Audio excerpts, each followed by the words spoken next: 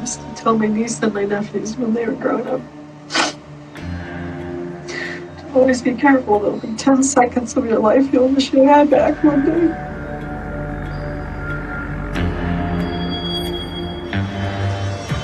I just turned with the walking stick and then swung and hit her.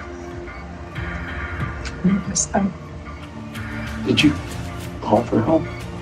Took it.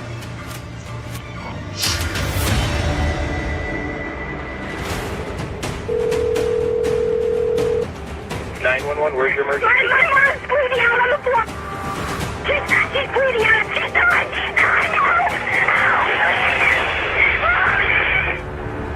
Who was at the house tonight when you... I don't know you. Yeah. Give me that. Okay. Get out.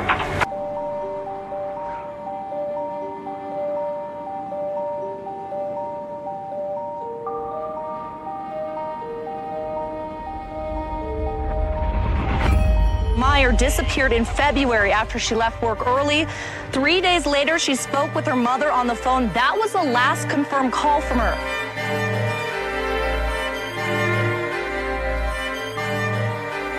The roommate is absolutely someone we would have liked to have talked to. That's not an option.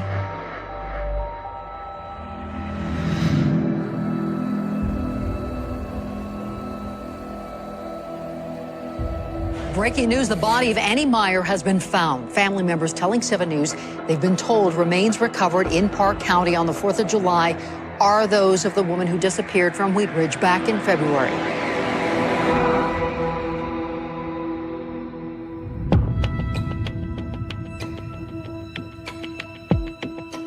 You guys are frickin' ripping me apart.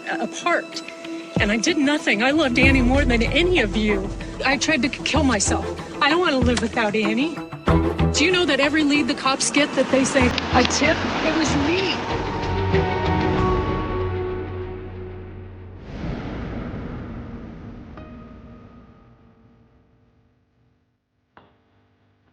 I didn't kill Annie. I know I'm the lead suspect, and I understand why. I just felt like my hands were tied. You know, Annie had a heart and helped me anytime that I needed help, and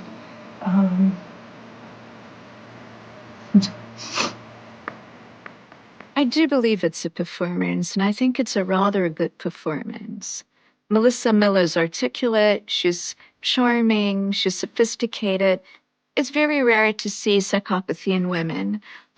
Roughly, we estimate about 1 in 100 men are psychopaths or show high psychopathic traits. It is so low in women, we can't even give an estimate. It's harder to detect, not because we're not looking for it, but women are less likely to use overt violence. What's your natural hair color? this is it. This is it? Yeah. So it's that color?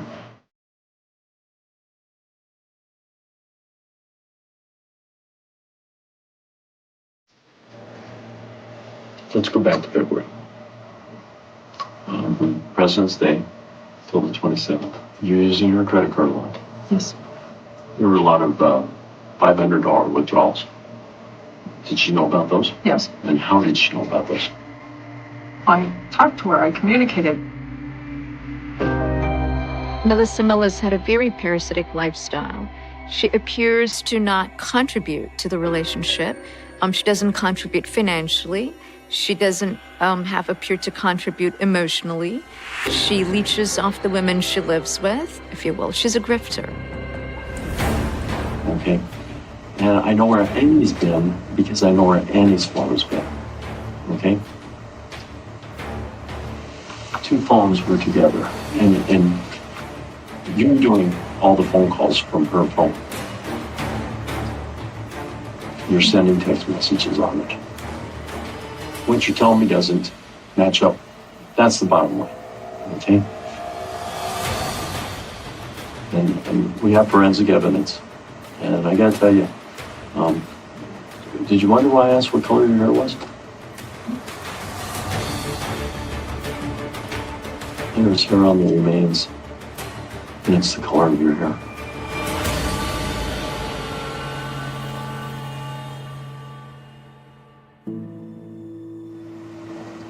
I'm not sure what to do.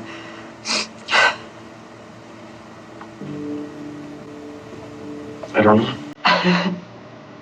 That's up to you.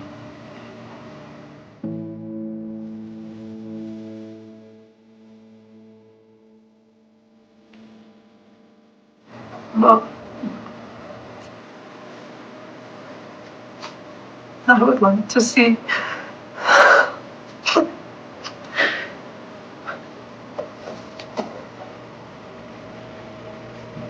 my family and then come back and meet with you tomorrow. And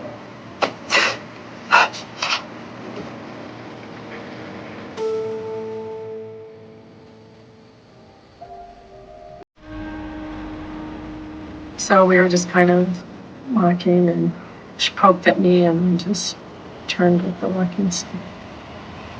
That's my action. And hit her. I turned around and swung and hit her. And I missed them.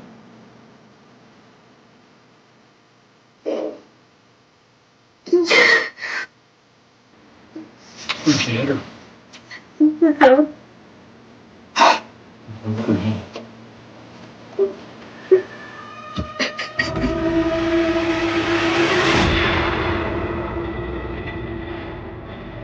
Did you call for help?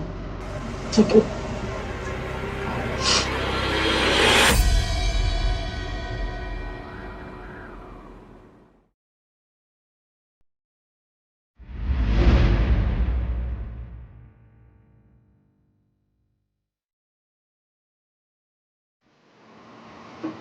Where'd you hit her?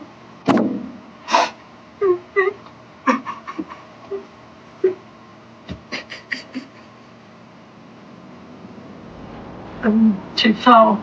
So I was looking to see where else she was bleeding, and she was bleeding in the head. And I left. And I came back and I couldn't find her. I didn't know where we were. Did you call for help? Ticket. I do not find her story credible. The blow, it would have had to been really intentional and forceful to kill someone. It has a premeditated feel to me.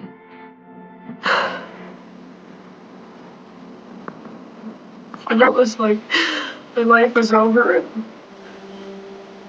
I don't think it. This just feels like a lament of self-pity. She's impulsive, she has poor planning, and she's short-sighted.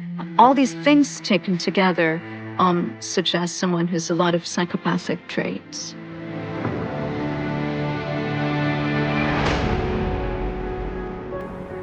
But how does a woman with no criminal history turn into a murderer?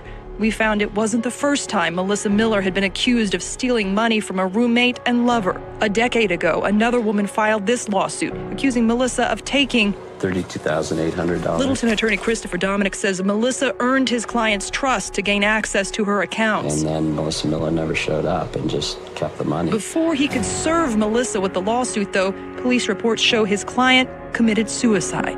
Most con artists are men, and they certainly scam all sorts of people, but con artists who scam lovers are a little bit more represented in women.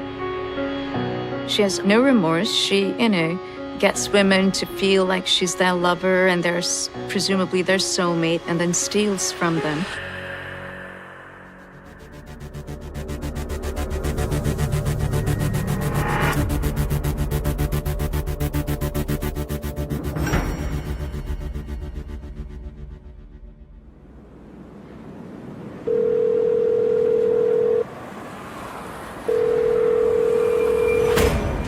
Where's your emergency? My mom's bleeding out on the floor.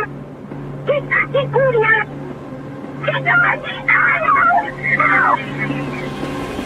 She's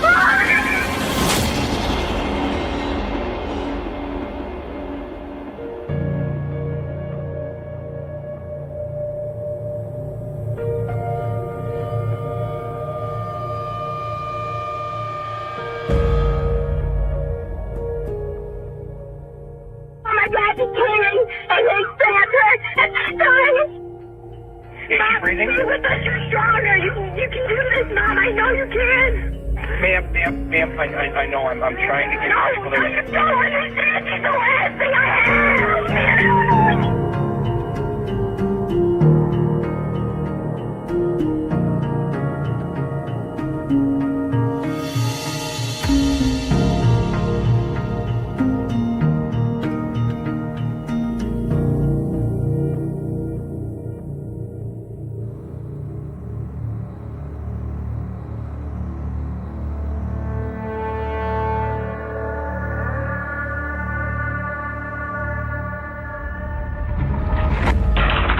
Clicker, I'm gonna switch this around with it. Why didn't you guys put a bullet in my head? I told you. You wanted it. Clicker, we don't want to hurt anybody. I don't want to either. Do you understand what a man goes through, officer? Put straighten your hands. I want to say something to you, too. I love that woman, and I love my kids with all my heart, and I haven't seen them. And she took everything from me.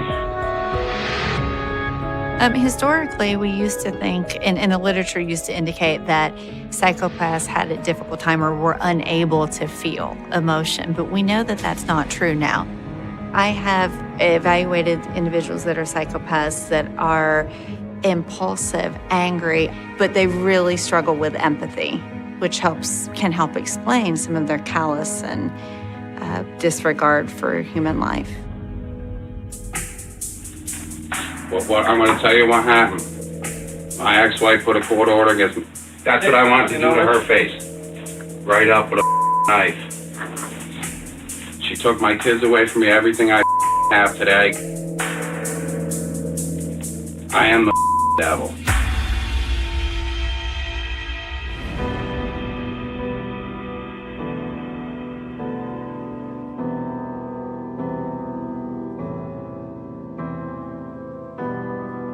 When you take a man's children that work 15 years, I worked for them. I built a business and an empire. I'm a professional tree climber. She's taking everything I got. That's your ex? It's my ex. I ain't even divorced. She took everything from me in the courts, and I sat there doing one because of my babies, man. Psychopaths feel a lot of emotion. They feel sorry for themselves quite often. They become very depressed. I think at the core of the psychopathic personality is the desire to control. A lot of these guys have been treated very poorly during their lives, and they've suffered humiliation, sometimes abuse. So, you learn to manipulate very well and to not feel guilty, certainly, about manipulating, because whoever you're victimizing deserves it in some way, shape, or form.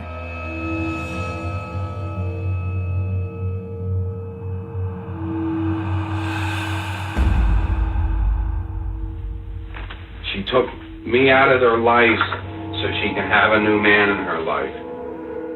You know the Backus brothers, who they are? I know them, yeah. They started all this.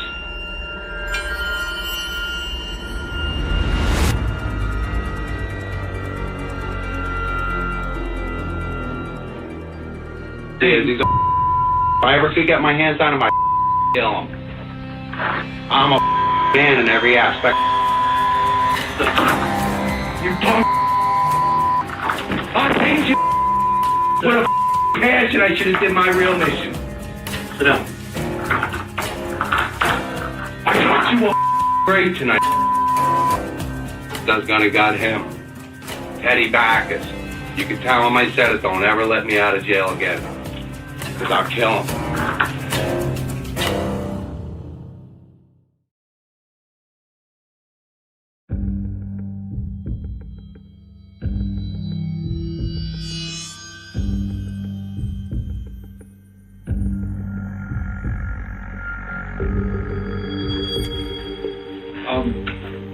What we'd like to do, sir, is start out with, I ain't starting out with nothing. Give me a charge and put me in my cell. You're getting nowhere with me. I'm just arriving here, so I'm not quite sure what transpired this evening, and we'd like to just try to find out a little bit. What transpired is a man's been pushed to the edge. His kids ripped out of his life.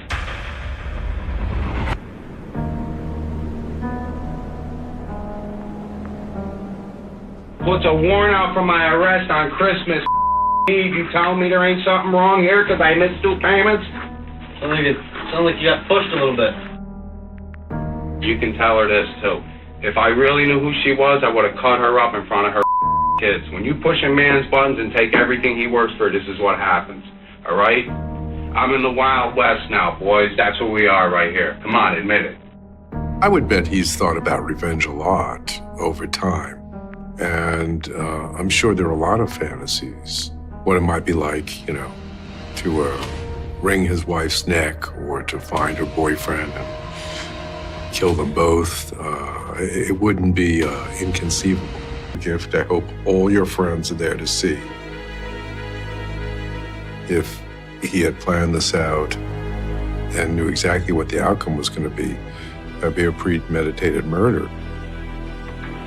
Who was at the house tonight when you... I don't know. What do you think, I'm stupid? I'm signing none. Give me my charge, whatever you want to give me. If you ask me again, I'm going to rip your head off. Get out.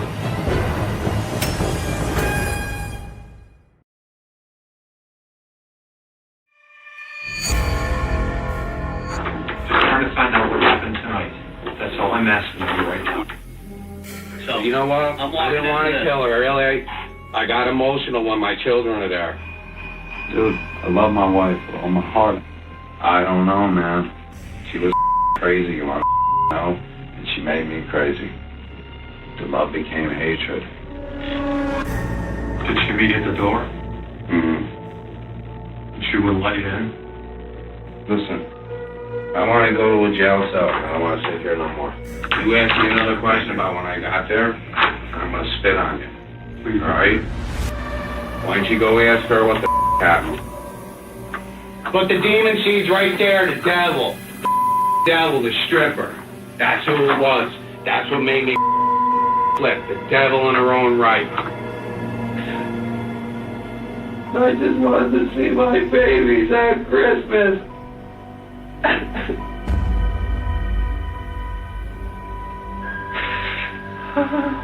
I wanted to see my babies. My little girls.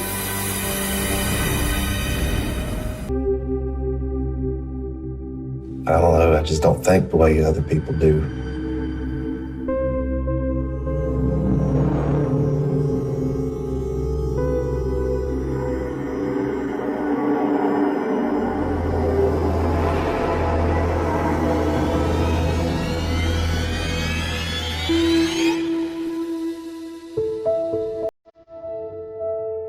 Back in the beginning, everything was fine.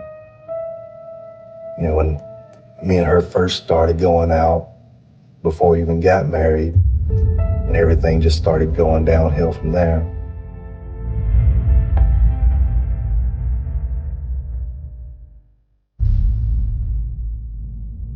She was so bright and curious and just absorb everything you tell her and always asking questions.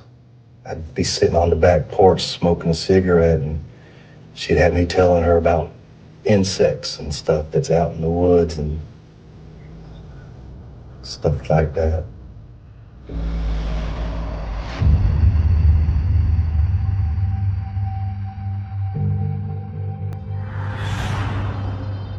How many months you been thinking about doing this?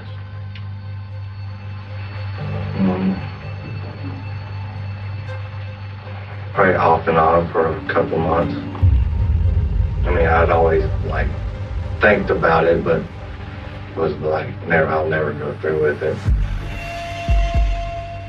What finally convinced you to? I honestly don't know.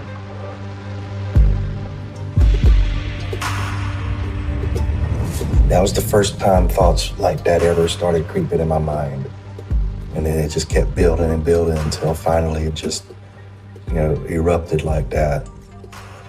No other time in my life had I ever thought about killing anybody or even hurting anybody.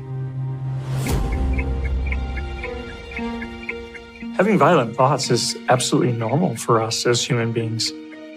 Some people worry about, oh my God, I had this thought. It makes me a bad person. No, It doesn't. It isn't the thoughts. It's what we do with those thoughts. For people who can't process emotions normally, then the thoughts are fascinating, and they come back around and around. My brain wasn't coming up with any other options. That option would come up, I'd push it away, it'd come up again. That's the thing that just kept coming up, nothing else. Often, psychopaths won't tell people about the thoughts they're having or the urges they're having simply because they don't want anybody to stop them. But it's generally not out of a sense of shame of those thoughts.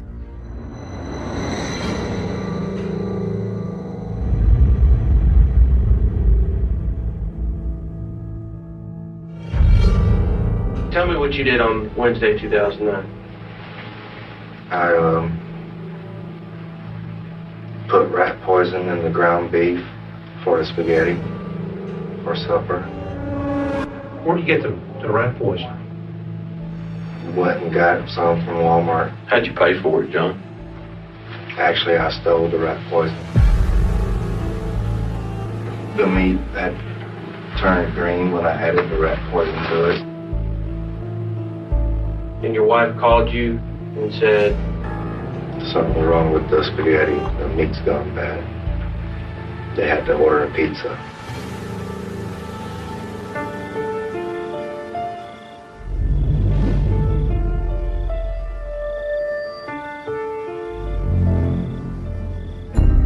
You know, I left pretending to go to work even though I was off that night, and then returned back home when they was asleep.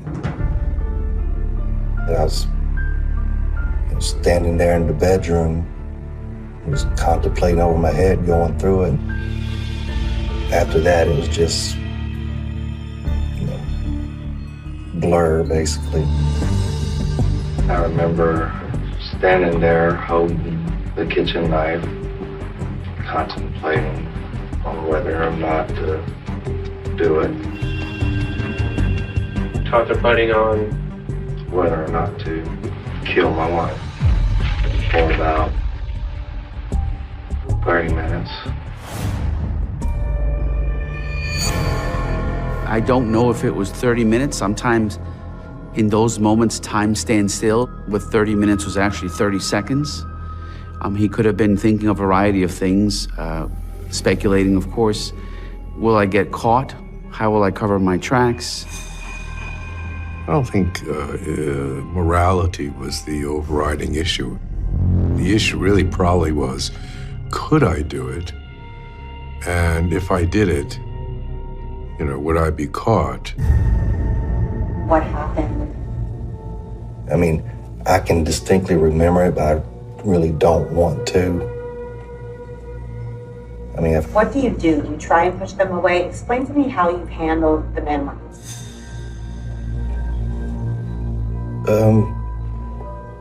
Yeah, just, immediately start thinking about something else, like a favorite movie or song, or take out a book and start reading.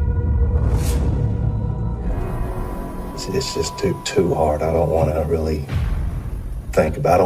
I don't want to remember them that way.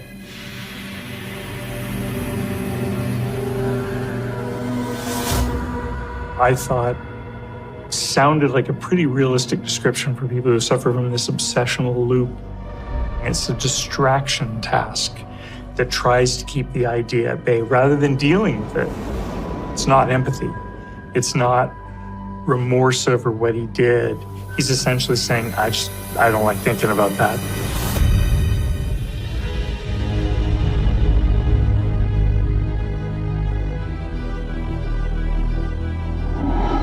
I hate what I did. I mean, everybody should hate what I did, but that doesn't mean you have to actually hate me forever.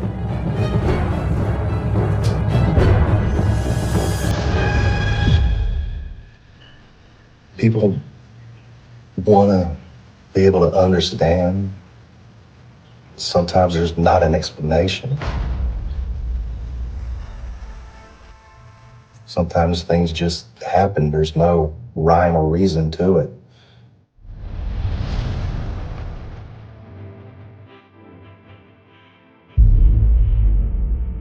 You did this because you wanted to be with another woman. Yes. So I don't want her to have anything to do with her. I mean, if she finds out on television or something that I did it, that's fine, but I don't want her brought in or anything like that. Well, I mean, we're gonna get your phone records, okay? We're gonna know who she is, okay?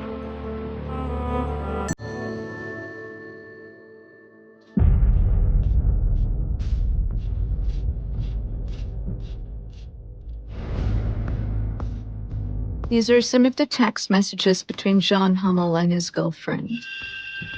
John, you are married and I'm not to home wrecker. He replies, I know and I love that you're my friend and that you will not let me hurt her. That's the last thing I want to do, so thank you. This is quite manipulative by saying, appreciating how much she doesn't want to wreck the home when in fact he's planning to pursue wrecking the home in the ultimate way.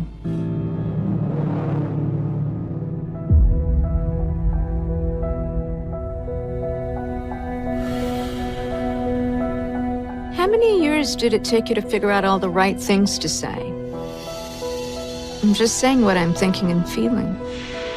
She thinks he's being manipulative to get sex. And she's being mistrustful, like why is he being so flattering and so intense? It's possible she could be picking up on his attempt to be cunning and manipulative or superficially charming. Yes, that's definitely a psychopathic trait.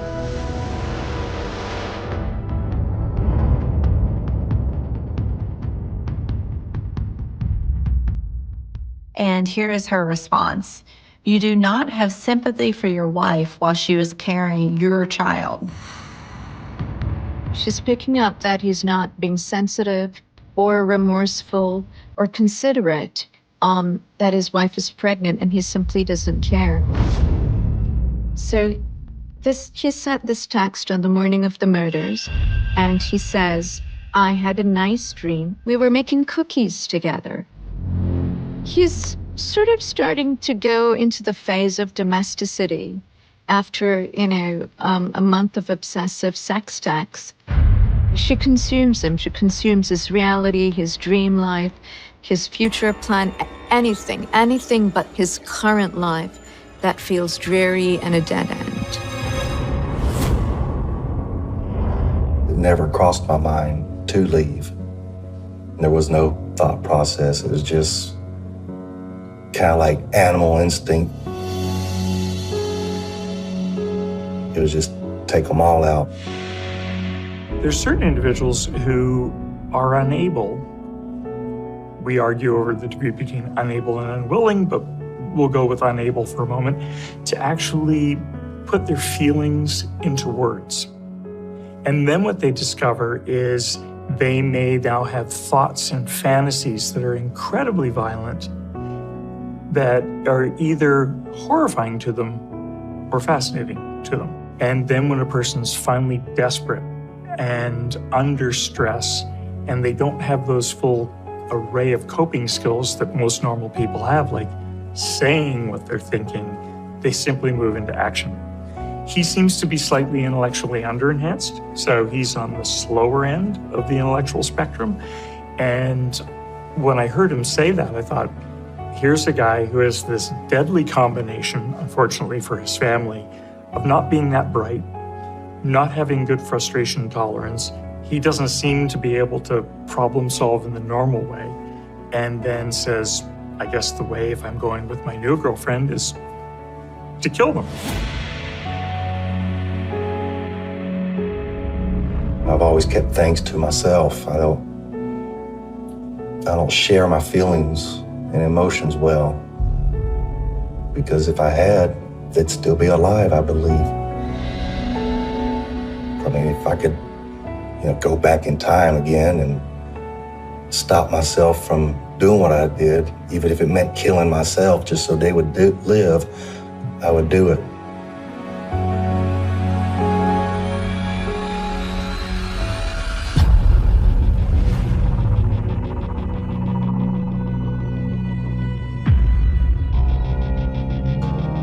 I believe my family has forgiven me, that's already in heaven. We'll see each other again in heaven.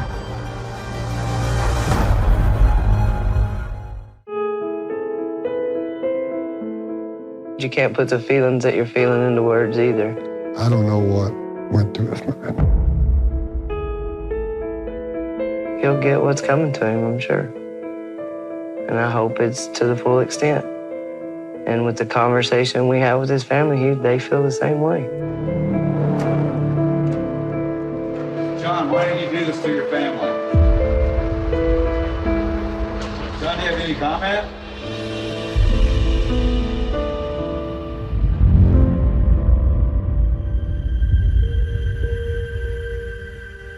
I have 2 poems that I wrote that I plan on saying during my final, my last words or whatever. One I called The Cement Box. As I sit in this cement box, I get lost amongst my thoughts. I think about the times I've had, all the good, even the bad. I'm not sad, I'll not cry. I'll be with Jesus when I die. I'll meet you there at heaven's door, together forever with the ones we adore.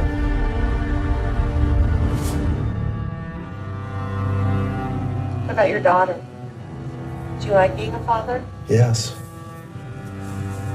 I enjoyed spending time with her, playing with her, watching TV, especially watching cartoons I watched as a kid, like the Smurfs or Alvin and the Chipmunks and things like that. Have her enjoy what I enjoyed as a child really meant a lot to me.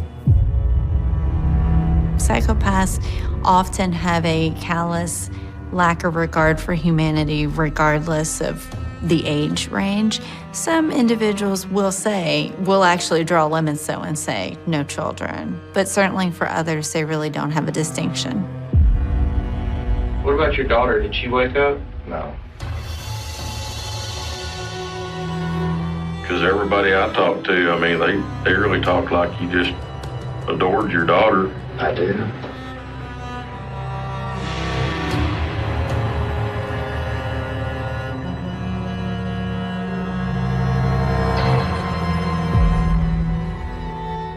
Mr. Hamill says, I feel a strong bond with you that I've never had with anyone else. To which she replied, not even with your wife? And he said, nope. And she said, then why did you marry her? And his response was, I truly cannot think of a reason except for my kid. I think the whole family unit felt like the trap. He harbored resentment against the whole unit, and that would definitely generalize to the daughter.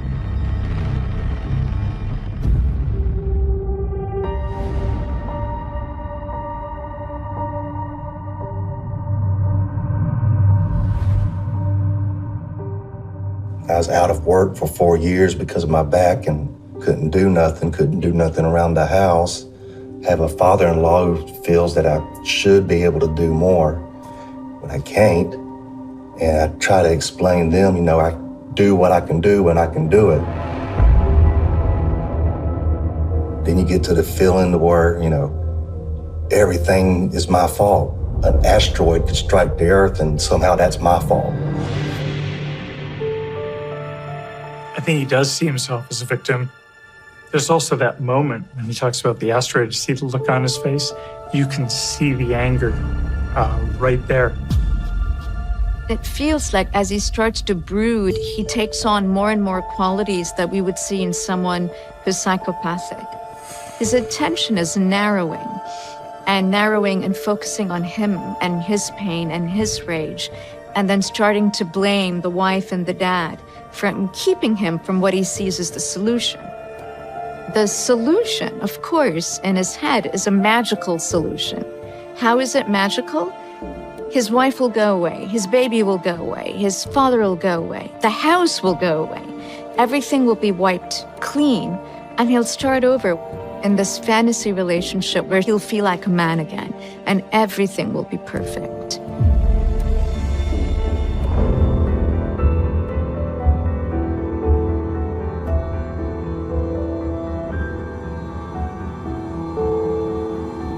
When I do something right, no one remembers. When I do something wrong, no one forgets.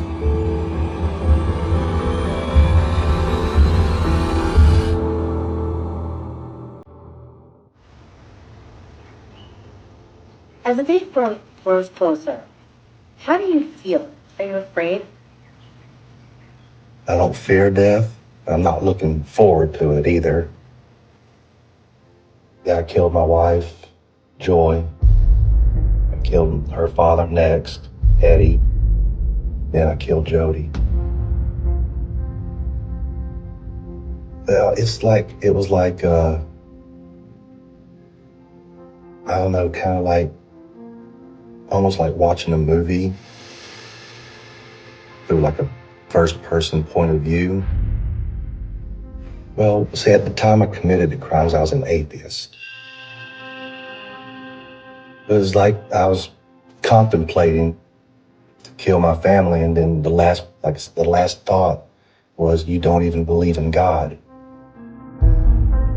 I think he is using the fact that he was an atheist as, a way to avoid responsibility. One of the characteristics we see sometimes in psychopaths is failure to accept responsibility. And when someone's facing imminent death, it's common to want to do that as well, not go to your grave, so to speak, feeling guilty about what you've done.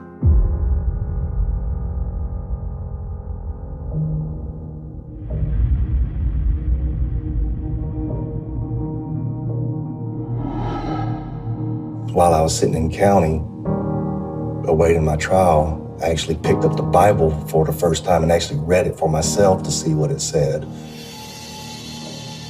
And within a couple of hours, I'm down on my knees praying and asking God for forgiveness and take me back. If you was to let me out today, I wouldn't get so much as a fine for jaywalking or littering. I'd be a model citizen. They're trying to be charming and superficial, and they'll say, yes, I've learned, I've changed my ways, I've been a model prisoner, I'm safe to go out.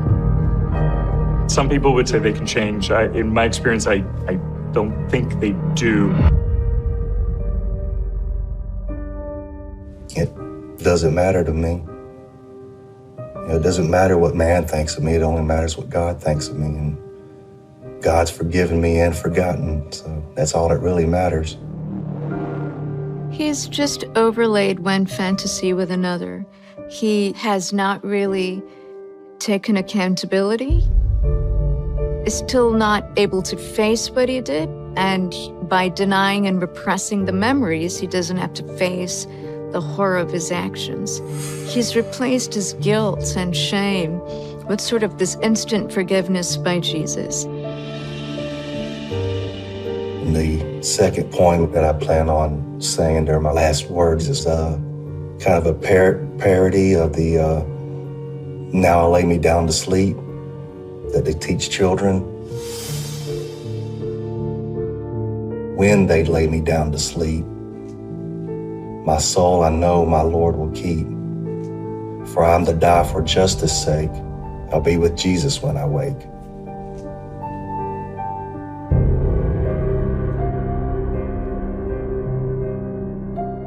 In all honesty, I have no problem with the death penalty. I actually have no problem being put to death for what I did.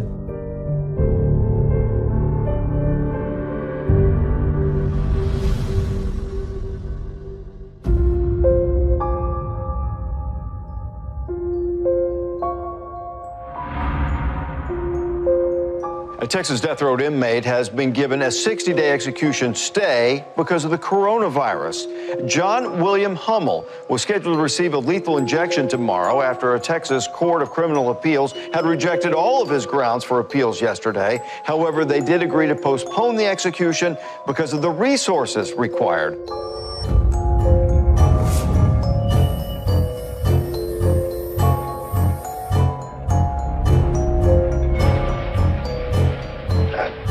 Still can't believe I actually did it. Okay. John, we're going to go ahead and terminate the interview.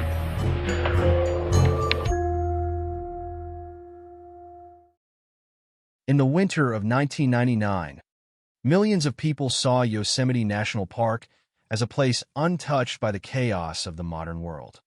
Granite cliffs rose thousands of feet into the sky. Waterfalls crashed down ancient rock faces.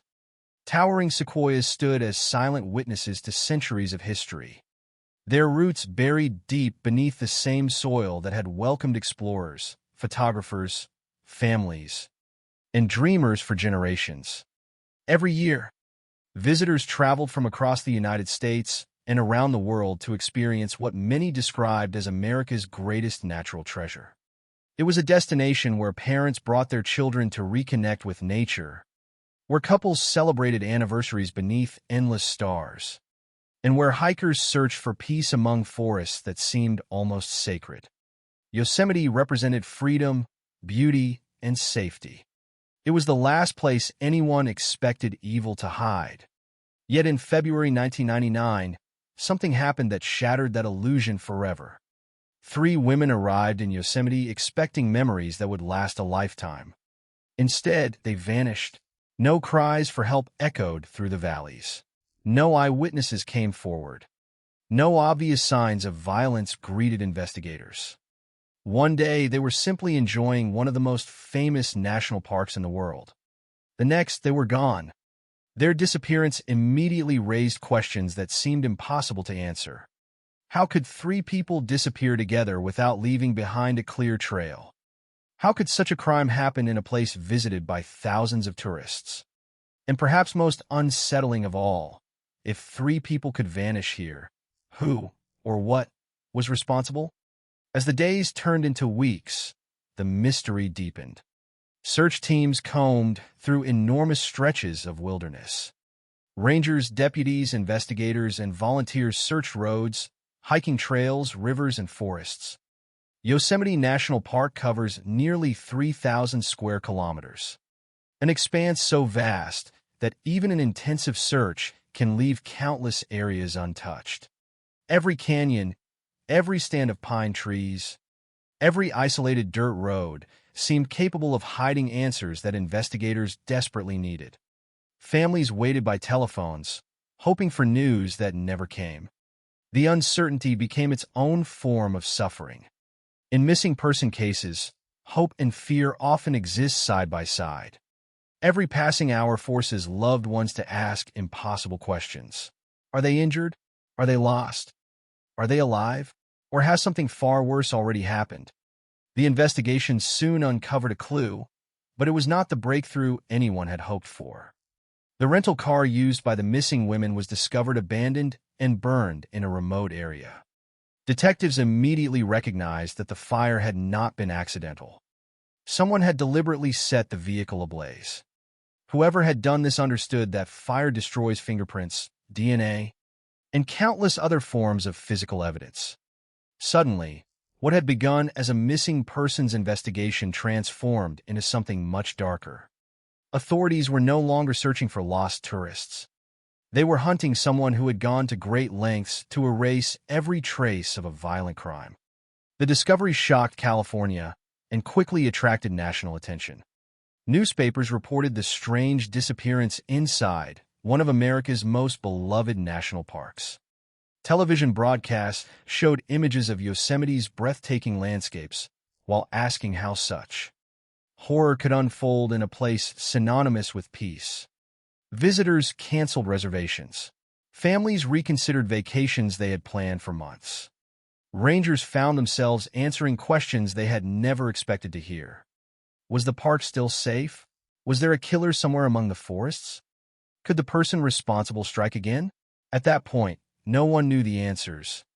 Investigators pursued countless leads, interviewed employees, questioned visitors, and reconstructed the movements of the missing women as carefully as possible. Yet every path seemed to end in silence. There were no obvious suspects, no reliable eyewitnesses, no straightforward explanation. It was as though the wilderness itself had swallowed 3 lives without leaving behind a single clue. Cases like these are among the most difficult in criminal investigation because every missing piece of evidence creates room for uncertainty. Detectives cannot solve a mystery by instinct alone. They need facts, physical evidence, witness testimony, timelines, and opportunities. Without those elements, even experienced investigators can spend months or years following dead ends. What they did not realize was that the person responsible had already returned to an ordinary routine. While search helicopters circled overhead and detectives worked around the clock, the killer blended quietly into daily life. He did not flee across the country. He did not disappear into another state under a false identity. Instead, he remained remarkably close to the very place where panic was spreading. He looked ordinary. He behaved quietly. Those around him saw nothing that immediately suggested they were living alongside a murderer. That reality would later become one of the most chilling aspects of the entire case. The danger had not come from an unknown stranger passing through Yosemite. It had come from someone who belonged there. But before investigators could identify the killer, another question demanded attention. Who exactly was capable of committing crimes like these? Understanding the answer requires stepping away from Yosemite for a moment and looking years into the past, toward a family already marked by extraordinary tragedy. Long before the murders of 1999, the Stainer family had become known across America for a very different reason. Their story had once inspired hope rather than fear. It had been a story about survival, resilience, and the return of a missing child against impossible odds. That child was Stephen Stainer. In 1972, Stephen was kidnapped at just 7 years old by Kenneth Purnell, a convicted child molester. For 7 years, Stephen lived in captivity, separated from his family, and forced into circumstances no child should ever endure. Then, against overwhelming odds, he escaped. Even more remarkably, he rescued another kidnapped boy before returning home. His courage captured national attention. Newspapers celebrated his survival. Television programs followed his recovery. Americans saw Stephen as a symbol of extraordinary strength and determination. His story became one of the country's most unforgettable kidnapping cases. Yet while cameras focused on Stephen, another child in the same household grew up largely outside the public eye. That child was Cary Stainer. Born in 1961, Cary later described a childhood shaped by the feeling that nearly all attention centered on his brother after the kidnapping and miraculous return. According to later accounts included in the case record, Cary believed he had become invisible within his own family. Over time, psychologists examining his background would point to signs of personality disturbances, violent fantasies, and troubling sexual obsessions that emerged long before the murders of 1999. They also believed that deep resentment toward his brother had taken root over many years. None of those factors excuse or explain away the choices Cary would eventually make. They simply form part of the documented background investigators and mental health professionals examined after his arrest. Years passed. Stephen's remarkable survival remained part of American true crime history, while Cary lived a far quieter existence. Eventually, he found work near one of the country's most celebrated national parks. In 1999, Cary Stainer was employed as a maintenance worker at Cedar Lodge in El Portal, the gateway community leading into Yosemite National Park. His position gave him access to buildings, familiarity with the surrounding area, and detailed knowledge of roads that many tourists would never notice. To guests arriving from distant cities, He appeared to be just another employee carrying out routine maintenance. Few people paid him much attention. There was no obvious reason to. He seemed quiet, unremarkable, and familiar, a face easily overlooked in a busy tourist destination. Yet behind that ordinary appearance, something far darker was waiting to emerge.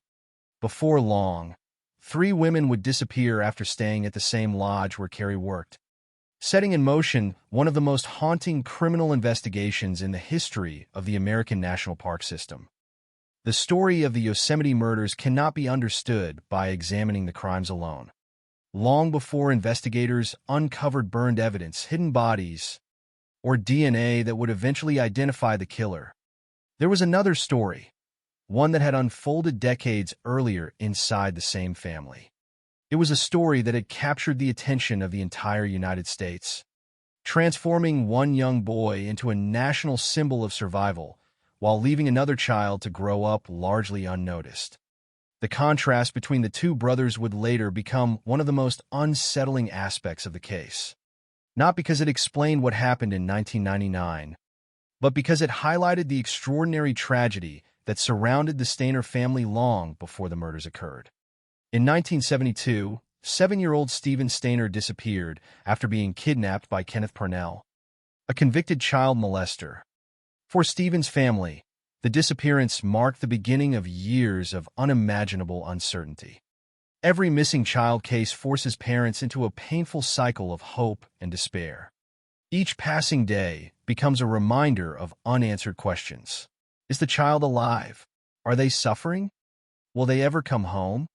For the Stainer family, those questions lingered not for weeks or months, but for 7 years.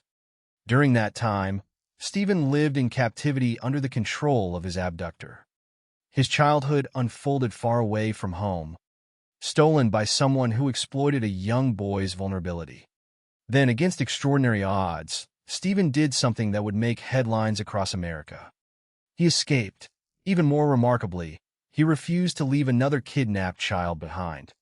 Before securing his own freedom, Stephen helped rescue another young boy who had also fallen victim to Kenneth Parnell. It was an act of courage that stunned investigators and inspired millions of people following the case. Newspapers covered the dramatic rescue. Television stations broadcast interviews. Americans saw Stephen not simply as a victim who had survived, but as a young man who had shown remarkable compassion and bravery despite enduring years of abuse. His story quickly became one of the nation's most recognizable kidnapping cases. The public embraced him as a symbol of resilience. For most families, surviving such an ordeal would become the defining chapter of their history. The Stainer family was no exception. The emotional impact of Stephen's disappearance in return shaped their lives in profound ways.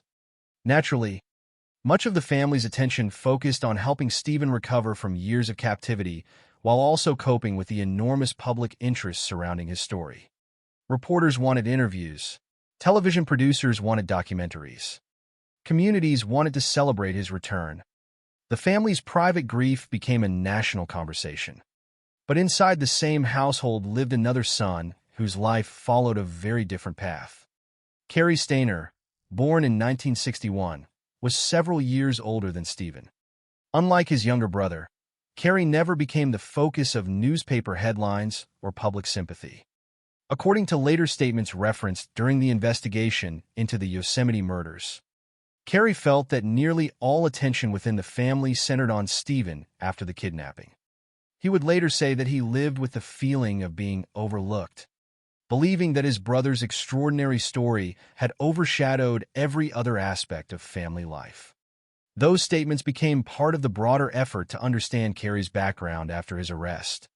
Although investigators and prosecutors never suggested that these feelings justified or excused his crimes, they simply formed one part of the documented history examined during the case. As Carrie grew older, there were signs that concerned psychologists who later reviewed his life. According to the available case information, he displayed personality disturbances, violent fantasies, troubling sexual obsessions, and an increasing tendency toward disturbing thoughts. These observations would later become part of discussions surrounding his psychological condition, particularly during the trial, when the defense argued that his troubled childhood and mental health should be considered.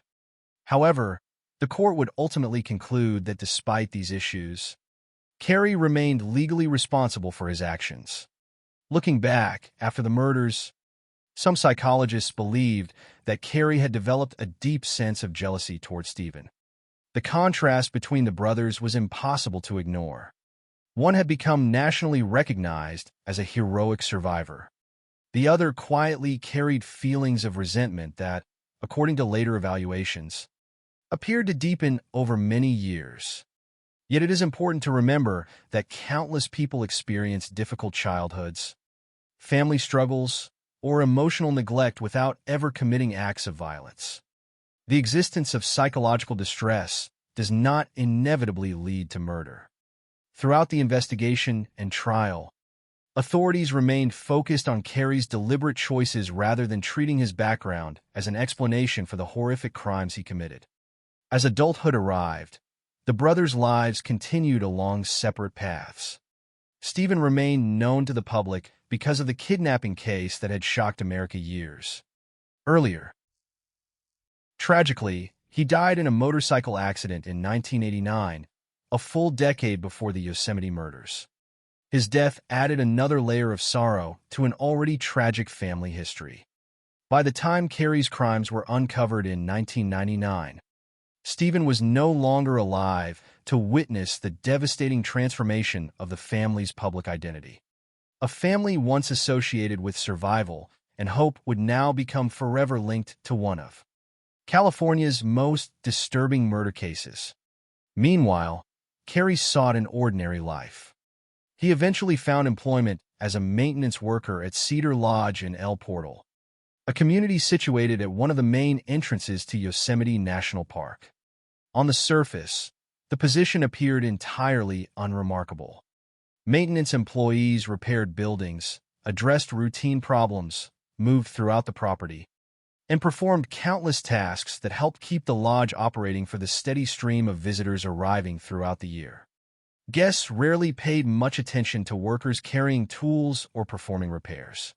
Familiar faces became almost invisible against the background of daily operations. Yet this seemingly ordinary job would later prove critically important to investigators because it gave Cary several practical advantages documented during the case. As a maintenance employee, he possessed legitimate reasons to move throughout different parts of the property without attracting suspicion. He understood the layout of Cedar Lodge better than most visitors. He was familiar with nearby roads, including less traveled routes leading away from heavily populated areas. Living and working near Yosemite also meant he understood the surrounding landscape, including how quickly dense forests and isolated terrain could conceal activity from public view. None of these facts made him a suspect at the beginning of the investigation. Instead, they only became significant after his arrest, when investigators reconstructed how the crimes had unfolded. At the time, Cary appeared to coworkers as someone who kept largely to himself. According to the information available in the case record, he was generally described as quiet and unremarkable. He was not widely viewed as threatening. He had no prior convictions for murder that would naturally place him at the top of investigators' suspect lists. When authorities initially questioned employees after the disappearance of 3 women in February 1999, Cary cooperated with investigators, further reducing immediate suspicion. That willingness to answer questions, combined with his familiar presence around the lodge, allowed him to avoid becoming an early focus of the investigation. This would later be recognized as one of the reasons he initially escaped detection while detectives pursued numerous other leads. Yet beneath the appearance of ordinary routine, something far darker had already begun to take shape. According to his later confession, Cary admitted that he experienced violent sexual fantasies and felt a sense of power through controlling victims. He also stated that part of his motivation was simply a desire to kill. These admissions would come only after overwhelming evidence confronted him months later. But at the beginning of 1999, no one around Cedar Lodge knew what thoughts occupied his mind. To guests arriving from across the United States and overseas, Carrie was simply another employee helping maintain a popular lodging facility near one of America's most famous national parks. They could not know that the quiet maintenance worker possessed detailed knowledge of isolated roads, understood how remote parts of Yosemite could hide evidence, and had unrestricted opportunities to observe tourists coming and going. As winter slowly gave way to spring in 1999, Yosemite continued welcoming thousands of visitors seeking unforgettable experiences among its towering granite cliffs and ancient forests. Families checked into lodges, unpacked luggage, planned hikes, and admired landscapes that had inspired generations of artists and explorers. Among those visitors were 3 women from Eureka, California, whose vacation promised adventure, laughter, and memories they expected to share for years to come. Instead, after arriving at Cedar Lodge, they would become the center of a mystery that would shake the nation and eventually reveal the horrifying truth hidden behind the ordinary face of a maintenance worker named Carrie Stainer. By February 1999, Yosemite National Park was moving through one of its quieter seasons. Winter still held much of the landscape in its grip. Snow rested across the higher elevations. Waterfalls surged with icy water, and the familiar crowds of summer tourists had yet to arrive. Even during the colder months, however, Yosemite remained a destination that attracted visitors from around the world. Some came to photograph the granite cliffs beneath winter skies. Others came simply to experience the solitude that only a national park of such immense size could offer.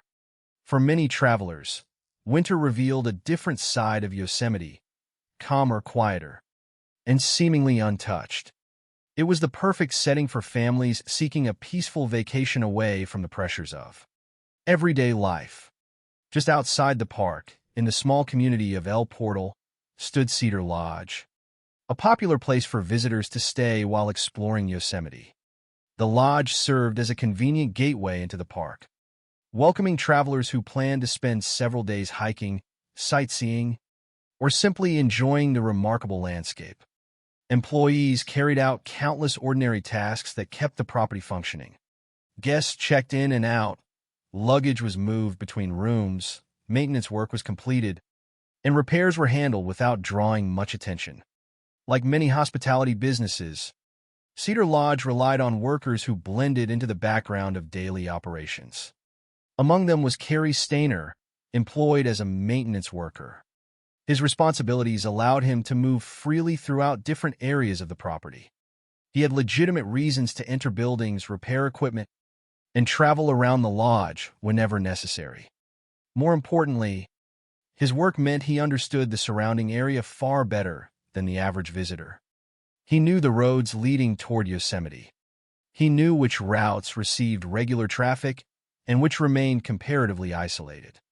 Living and working in El Portal also meant he was familiar with the terrain surrounding one of America's largest national parks, where forests, rivers, and mountains stretched across nearly 3,000 square kilometers. Investigators would later recognize that this familiarity with the landscape became an important factor in understanding how the crimes unfolded. At the time, however, there was nothing outwardly remarkable about the maintenance worker moving quietly through the property. Guests saw another employee simply doing his job. Among those guests in February 1999 were 3 people whose lives would become forever connected by a journey they expected to remember for entirely different reasons. Carol Sund, 42 years old, traveled to Yosemite with her 15-year-old daughter, Julie Sund. Joining them was Julie's 16-year-old friend, Silvina Palazzo, a teenager from Argentina who was visiting California. Their trip reflected something deeply familiar. Parents wanting to create meaningful experiences for their children, young friends excited to explore one of the world's most celebrated natural landscapes, and the anticipation that comes with a vacation far from home. There is something universally recognizable about the beginning of a family trip. Bags are packed with excitement rather than worry. Maps are studied to choose scenic stops. Cameras are prepared to capture moments that will later become treasured memories. For Carol, Julie, and Sylvina, Yosemite promised exactly that. Towering cliffs, waterfalls, forests, and shared adventures awaited them.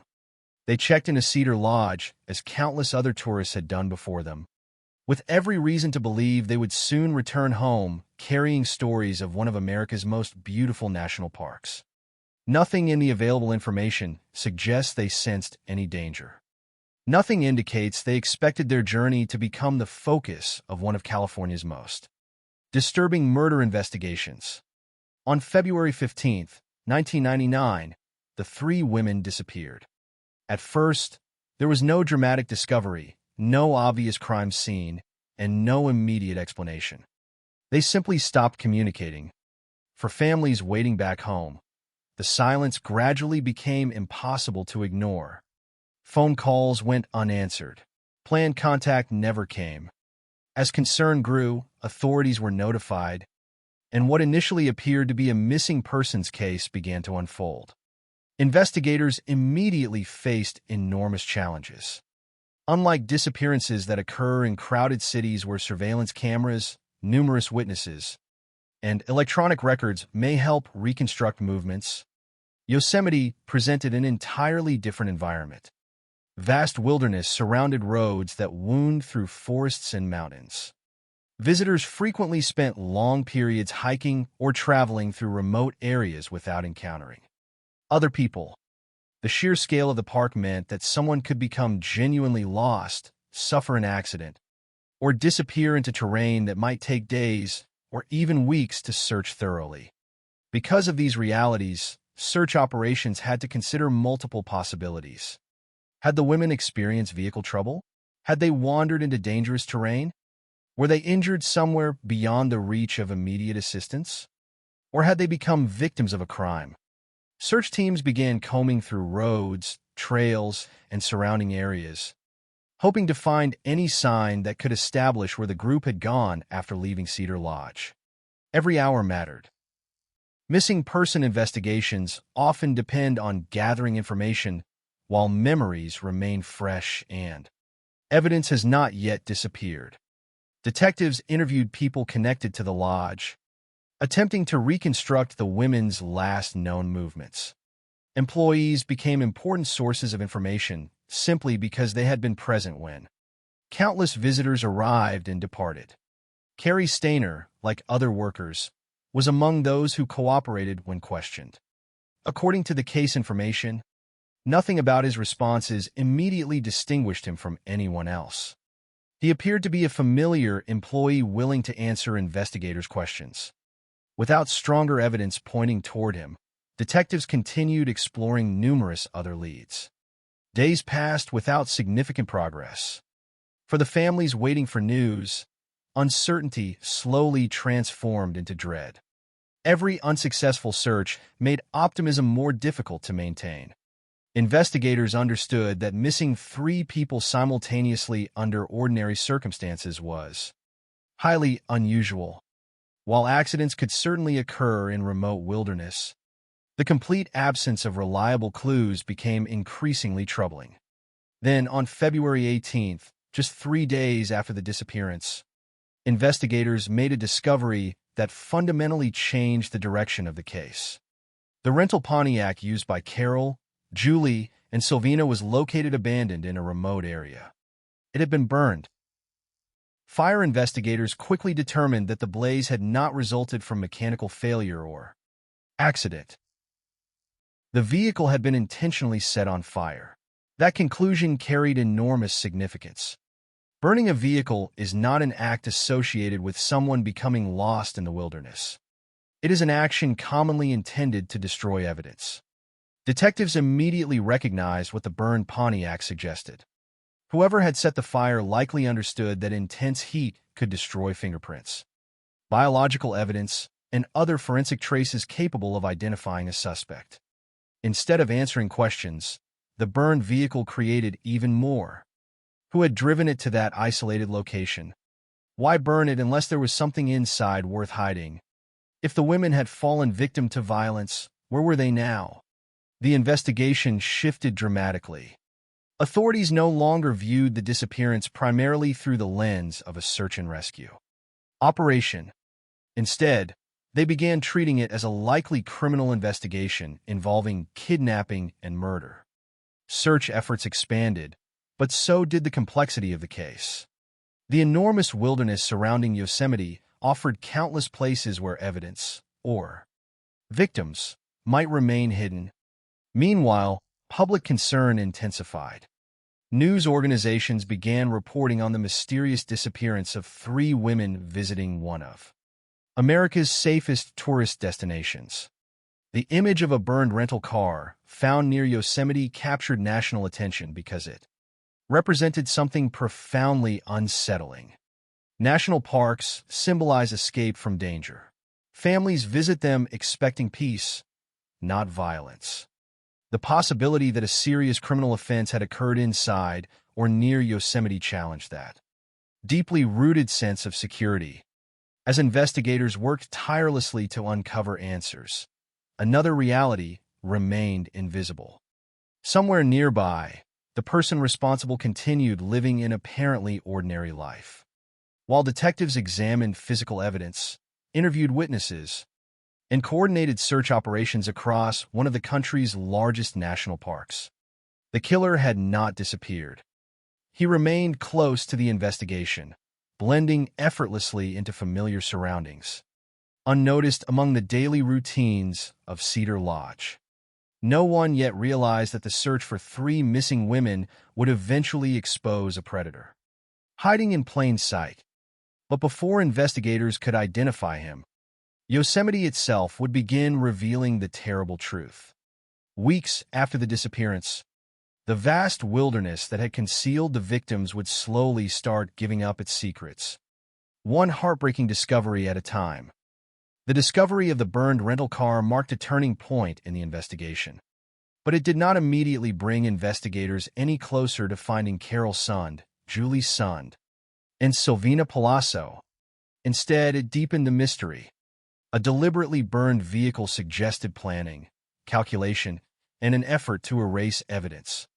Yet it revealed almost nothing about what had happened to the 3 women themselves. Detectives now faced 2 urgent questions. First, where were the victims? Second, who possessed both the opportunity and the determination to carry out such a crime without leaving behind obvious clues? Every answer seemed hidden somewhere within the immense wilderness surrounding Yosemite National Park. Search operations intensified in the days following the discovery of the Pontiac. Law enforcement officers, park personnel, and search teams continued examining roads, isolated areas, and sections of forest that stretched far beyond the popular tourist destinations. Yosemite's breathtaking landscape, admired by millions for its beauty, now became one of the greatest obstacles facing investigators. Towering trees blocked visibility, rivers carved through deep valleys. Countless dirt roads disappeared into remote terrain. Every new area search seemed to reveal only more wilderness. Unlike crimes committed in neighborhoods where surveillance cameras, nearby homes, or numerous witnesses can help reconstruct events, this investigation unfolded in one of the most expansive natural environments in the United States. The land itself appeared determined to keep its secrets. Meanwhile, the families of the missing women endured a painful period of uncertainty. For loved ones, waiting often becomes one of the hardest parts of any missing person investigation. Every phone call raises hope before fear returns moments later. Every news report is watched carefully for signs of progress. Yet as the days passed, there was still no confirmed information about what had happened after Carol, Julie, and Silvina disappeared. Investigators continued interviewing people connected to Cedar Lodge, examining timelines, and searching for inconsistencies that might point toward a suspect. Numerous possibilities had to be considered. Detectives explored different leads, aware that early assumptions could easily derail an investigation. At that stage, Carrie Stainer remained only one of many individuals whose names appeared in the background of the inquiry. As a maintenance employee, he had cooperated when questioned and did not immediately stand out from others connected to the lodge. Without stronger physical evidence linking him to the disappearance, investigators had little reason to focus exclusively on him.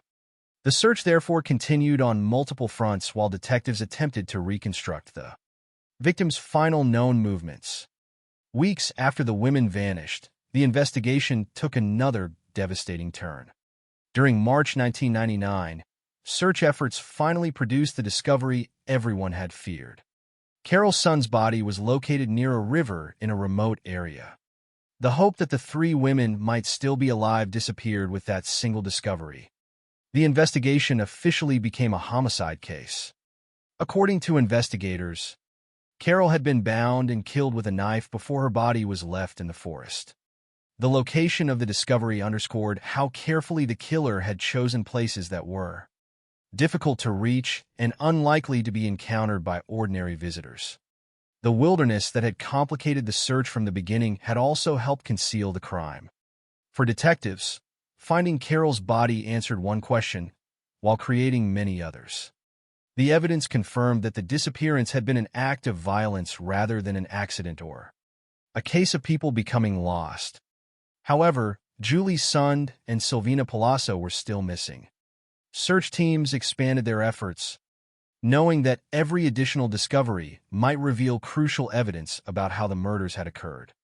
Before long, another heartbreaking development followed. Investigators located the body of 16-year-old Silvina Palazzo. Like Carol, she had become another victim whose life ended far from home during what should have been a memorable vacation with friends. Her family, separated from her by an ocean, now faced the unbearable reality that the visit to California had ended in tragedy rather than celebration. The murders had already crossed international borders in terms of their emotional impact. The loss was felt not only in California, but also by loved ones connected to Silvina's home in Argentina. Yet one member of the group remained unaccounted for. Julie Sund, only 15 years old, was still missing. Her disappearance became perhaps the most emotionally difficult aspect of the investigation. Search teams continued working through remote terrain, hoping to find answers. Eventually, investigators located only partial skeletal remains identified as Julie's. According to the available information, the remains showed extensive decomposition, and investigators believe she had been killed around the same time as the other victims. For her family, the discovery brought confirmation but little comfort. Instead of recovering a daughter whose future should have stretched decades ahead, they were left confronting the irreversible consequences of a crime that had unfolded in silence among Yosemite's forests. With all three victims now located, detectives shifted increasing attention toward reconstructing exactly how the murders had occurred. Much of what investigators ultimately learned came later through Cary Stayner's confession after his arrest. According to his statements, he approached the three women at Cedar Lodge, threatened them with a knife, and forced them into a vehicle. From there, he drove them to an isolated area within the surrounding wilderness. The choice of location reflected both opportunity and familiarity with the terrain. Someone unfamiliar with the roads or landscape might have struggled to navigate remote sections of the area without attracting attention or becoming lost. Cary's employment near Yosemite had given him knowledge that later became an important part of investigators' understanding of the crimes. During his confession, Cary admitted that he bound the victims before killing them individually. He also acknowledged that his actions were connected to violent sexual fantasies and that controlling the victims gave him a sense of power. Perhaps even more disturbing was another admission documented during the investigation. Cary stated that part of his motivation was simply the desire to kill. These statements offered investigators insight into his thinking, but they did not lessen the enormity of the suffering inflicted upon the victims and their families. Throughout the investigation, authorities remained careful to focus on evidence rather than allowing the killer's own words to overshadow the lives that had been lost. One aspect of the case continued to puzzle investigators during those early months. Despite working at Cedar Lodge, Carey avoided becoming the central suspect. Looking back after his arrest, detectives recognized several reasons this had occurred. He was a familiar employee who belonged at the property. Co-workers and guests saw him as quiet and unremarkable. He had no previous murder convictions drawing immediate attention. Most importantly, he cooperated when investigators initially interviewed him. These factors combined to make him appear less suspicious than other possibilities detectives explored while searching for answers. The investigation therefore expanded outward rather than narrowing directly toward him.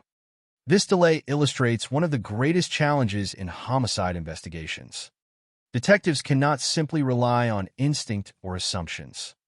They must follow evidence wherever it leads, even when that process requires examining numerous individuals before identifying the correct suspect. In February and March 1999, the evidence available simply did not yet point decisively toward Carey Stayner. As a result, he remained free while investigators worked tirelessly to solve one of the most troubling cases Yosemite had ever seen. Public anxiety continued to grow. News coverage described the murders as a shocking violation of one of America's most treasured national parks. Families planning vacations questioned whether Yosemite remained safe. The thought that 3 visitors could be abducted and murdered near such a well-known destination challenged deeply held assumptions about security in public spaces. Rangers, law enforcement agencies, and local communities all felt the weight of increasing public concern.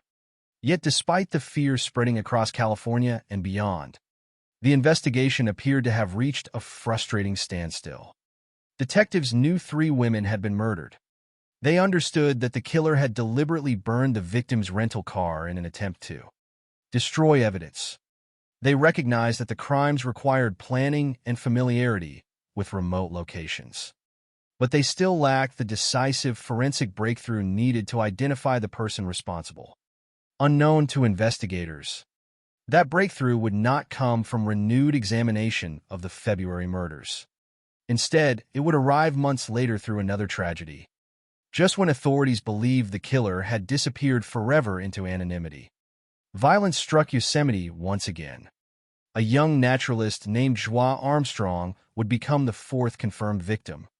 And unlike the earlier murders, this crime would leave behind the single piece of evidence investigators had been desperately searching for: DNA. That one difference would transform the investigation and ultimately expose the quiet maintenance worker who had hidden in plain sight since the very beginning. Nearly 5 months passed after the murders of Carol Sund, Julie Sund, and Silvina Palazzo. During that time, investigators continued pursuing every available lead, hoping that overlooked evidence or new witness information might finally identify the person responsible. The discovery of the victims had confirmed the worst fears of their families, but it had not answered the central question that haunted both law enforcement and the public. Who had committed these crimes, and where was that person now? Yosemite National Park remained open to visitors, its towering granite cliffs and ancient forests appearing as magnificent as ever. Yet the atmosphere surrounding the park had changed. What had once represented escape and tranquility now carried an uneasy sense of uncertainty. News reports continued reminding the public that a killer had not been caught. Visitors still arrived to admire waterfalls, hike scenic trails, and photograph breathtaking landscapes.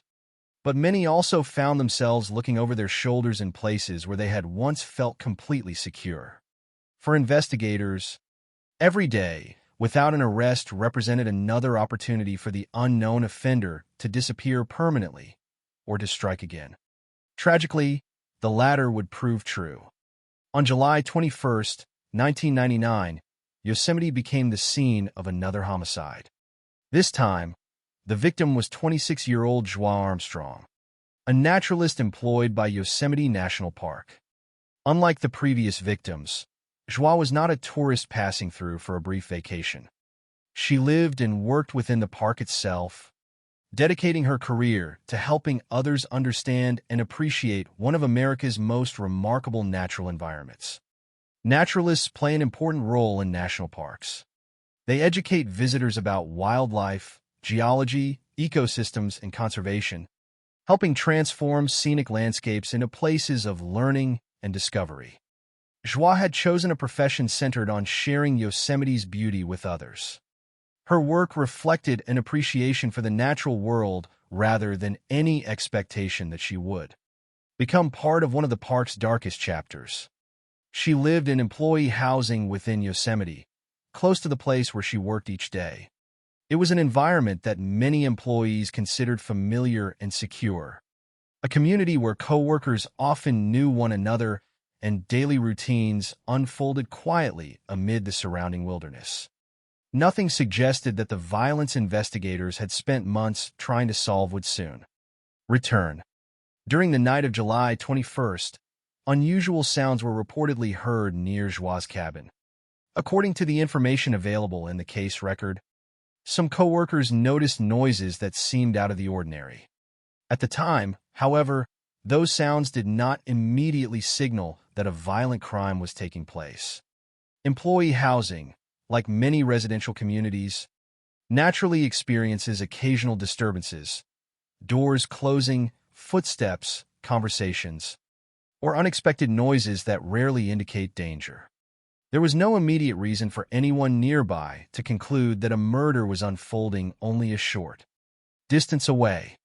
It was only the following morning that the horrifying reality became clear. Joie Armstrong was found dead inside her cabin. Investigators arriving at the scene quickly recognized significant differences between this homicide and the murders of the 3 tourists months earlier. According to the investigation, Joie had been strangled, and evidence indicated that she had struggled with her attacker before her death. Signs of a violent confrontation remained inside the cabin, suggesting that the attack had unfolded rapidly and that the victim had fought to survive. Every homicide scene tells investigators a story, not through words, but through physical evidence. Objects out of place, patterns of movement, injuries, and biological traces all become pieces of a puzzle that detectives must carefully assemble. Unlike the February murders, where the killer had transported victims to remote locations and burned a vehicle to eliminate forensic evidence, the scene inside Joie's cabin offered investigators something they had not possessed before. Biological evidence remained. DNA had been left behind. For forensic investigators, the discovery represented the first truly significant breakthrough since the Yosemite murders began. DNA evidence possesses extraordinary value because it does not rely on memory, opinion, or speculation. Witnesses can forget details. Suspects can lie. Physical appearances can be misleading. DNA, however, provides an objective scientific comparison capable of linking an individual directly to a crime scene. By 1999, advances in forensic science had already transformed criminal investigations across the United States. Detectives immediately understood that if the biological evidence recovered from Joie's cabin could be matched to a specific individual, they might finally identify the person who had remained hidden throughout months of investigation. At that stage, however, investigators still could not know whether Joie's murder was connected to the earlier killings of Carol, Julie, and Sylvina. The similarities were certainly troubling. Another woman had been killed in the Yosemite area. Once again, the crime occurred in a location where the offender appeared familiar with the surroundings. Yet detectives could not assume the same person was responsible without evidence supporting that. Conclusion: every major investigation requires discipline. Drawing conclusions too early risks overlooking alternative explanations or allowing assumptions to replace facts. Therefore, detectives focused first on processing the crime scene as thoroughly as possible. Every available piece of biological material was carefully collected. Every sign of struggle was documented. Every detail became part of a growing forensic record. As laboratory analysis progressed, Investigators also examined individuals who might reasonably have had access to the area or contact with Joie Armstrong. Employees connected to Yosemite and nearby facilities naturally became part of that process. Among them was Cary Stayner, still working as a maintenance employee at Cedar Lodge in El Portal. Months earlier, his name had surfaced only as one of many people interviewed after the disappearance of the 3 tourists. Nothing had distinguished him sufficiently to justify treating him as the primary suspect. Now, however, the presence of recoverable DNA changed everything. Detectives recognized that scientific comparison offered an opportunity unlike anything available. During the earlier investigation, rather than relying solely on circumstantial evidence or witness statements, they could determine whether biological evidence recovered from Joie's cabin matched a specific individual. As testing continued, investigators undoubtedly understood the enormous significance of the moment. If the DNA identified someone with legitimate reasons to be near Yosemite, the investigation might finally move beyond speculation. If no match emerged, months of uncertainty could continue indefinitely.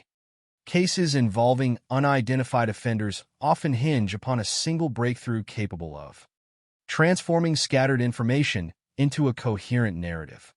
For the Yosemite investigation, that breakthrough appeared closer than ever before. While laboratory work proceeded, the wider public remained unaware that the investigation had entered a new phase. News reports described the shocking death of another woman connected to Yosemite, renewing fears that the unknown killer responsible for the earlier murders might have returned. The possibility that the crimes were linked intensified concern across California. Tourists questioned whether national parks could truly protect visitors. Employees working within Yosemite found themselves confronting the reality that someone capable of extraordinary violence might still be moving freely through places they considered familiar. For investigators, the pressure intensified accordingly. Solving the murders was no longer simply about bringing justice to 3 victims whose lives had ended months earlier. It had become an urgent effort to prevent additional violence. Every day, without identifying the offender, carried the possibility that another innocent person could be harmed. Looking back, the murder of Joie Armstrong stands as one of the most tragic moments in the entire case. Her death represented another profound loss for family, friends, and colleagues who remembered her dedication to Yosemite and to educating visitors about the natural world she loved. At the same time, the crime inadvertently produced the forensic evidence that investigators had desperately needed since February. Unlike the carefully concealed murders of Carol Sund, Julie Sund, and Silvina Palazzo, this attack left behind biological traces that could not simply be erased through fire or isolation. The killer had made a critical mistake. Whether because the attack unfolded more spontaneously, because circumstances differed, or because he believed he had escaped suspicion after months without arrest, he left evidence capable of identifying him. Investigators did not yet know whose DNA they possessed, but they understood its potential. The scientific comparison that followed would reveal a result both shocking and deeply unsettling. The man whose genetic profile matched the evidence was not an unfamiliar drifter passing through Yosemite, nor a mysterious stranger hiding in the wilderness. He was someone investigators had already encountered months earlier, someone who had quietly answered their questions, someone who worked just outside the park among the very tourists whose safety depended upon ordinary faces performing ordinary jobs. Within days, the investigation that had consumed months of relentless searching would finally identify its suspect. The quiet maintenance worker named Cary Stayner was about to become the center of one of California's most notorious murder cases. The investigation that had consumed months of relentless work finally reached the moment detectives had been hoping for since February 1999. The biological evidence recovered from the murder scene of Joie Armstrong was carefully analyzed, and investigators began comparing the DNA profile with samples obtained from individuals connected to Yosemite National Park and the nearby Cedar Lodge. Unlike the earlier murders, where the killer had successfully eliminated much of the available forensic evidence by burning the victim's rental car and leaving the bodies in remote locations, the attack inside Joie Armstrong's cabin had left behind traces that science could examine with remarkable precision. Every comparison carried enormous significance. Detectives understood that a confirmed match would transform the investigation from a frustrating search for an unknown offender into a focused effort to arrest a specific individual. Eventually, the laboratory produced the answer investigators have been waiting for. The DNA matched Cary Stayner. For months, he had lived and worked near Yosemite while detectives searched desperately for the person responsible for the murders of Carol Sund, Julie Sund, and Silvina Palazzo. His name had appeared during the original investigation because he was employed at Cedar Lodge, where the three women had stayed before disappearing. At the time, however, nothing had distinguished him from numerous other employees who routinely interacted with guests. He had cooperated when questioned, appeared quiet and unremarkable, and did not immediately fit investigators' expectations of a serial murderer. Now the scientific evidence changed everything. The maintenance worker who had blended effortlessly into everyday life became the primary suspect in the murder of Joie Armstrong. Detectives moved quickly. Every hour after identifying a suspect carries potential risks. Investigators cannot know whether the individual intends to flee, destroy evidence, or commit additional crimes. Acting before those possibilities become reality is often essential. On July 23, 1999, only 2 days after Joie Armstrong's murder, Cary Stayner was arrested. The speed of the arrest reflected both the strength of the DNA evidence and the urgency surrounding a case that had already claimed 4 lives. News of the arrest spread rapidly. For the public, there was immediate relief that authorities had finally identified someone connected to the latest murder. Yet many questions remained unanswered. Was Cary responsible only for Joie Armstrong's death? Or could he somehow be linked to the earlier murders that had haunted Yosemite since February? Detectives themselves understood that solving one homicide did not automatically resolve the others. Although suspicions naturally arose because of the timing and location, evidence would still be required before additional charges could be justified. The next phase of the investigation therefore centered on one of the most important tools available to experienced investigators: the interview room. When Cary Stayner was questioned after his arrest, he initially denied responsibility. This response was neither unusual nor unexpected. Many criminal investigations begin with suspects rejecting accusations, even when confronted with significant evidence. Detectives are trained to anticipate denial rather than interpret it as proof of innocence. Instead of relying upon confrontation alone, experienced investigators often encourage suspects to continue talking. Conversations that begin with simple questions can gradually reveal inconsistencies, emotional reactions, or admissions that become increasingly difficult to reconcile with previous statements. According to the case information, investigators adopted precisely this strategy. Rather than immediately attempting to force a confession through repeated accusations, they encouraged Cary to speak about himself. The approach allowed the conversation to develop gradually. Over time, the confident denials that marked the beginning of the interview slowly gave way to admissions. First came acknowledgement of Joie Armstrong's murder. For investigators, that confession alone represented confirmation of what the DNA evidence had already indicated. Yet the interview did not stop there. In a development that surprised even experienced detectives, Cary unexpectedly confessed to something far larger. He admitted responsibility for the murders of Carol Sund, Julie Sund, and Silvina Palazzo. Months of uncertainty surrounding the disappearance of the 3 women suddenly gave way to a direct confession from the man responsible. Detectives understood that confessions, while important, must always be verified against independent evidence. People sometimes provide inaccurate or false information for various reasons, making corroboration essential. Cary's statements, however, included details that investigators immediately recognized as highly significant.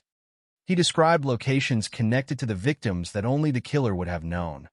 These details matched information already established during the investigation and provided powerful confirmation that his admissions were genuine.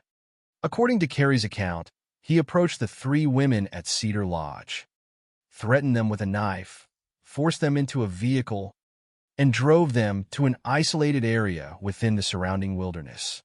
There, he bound them before killing them individually. Investigators had already reconstructed much of the physical evidence surrounding the victims' deaths. But Carey's confession supplied the missing narrative explaining how the crimes had unfolded. The enormous wilderness surrounding Yosemite, once responsible for concealing evidence, now became understandable through the perspective of the person who had deliberately used its isolation to his advantage. During questioning, Carey also spoke about his thoughts before the murders. According to his own statements contained within the case record, he frequently drove through the Yosemite area searching for opportunities to commit violent crimes. He admitted experiencing fantasies about killing people in the forest long before acting upon them. These were not spontaneous ideas arising in a single moment of anger or panic. Instead, they reflected violent thoughts that had occupied his mind over time. Investigators also learned that Carey viewed Yosemite's vast landscape as an ideal environment for hiding crimes. One statement in particular has remained among the most chilling aspects of the case.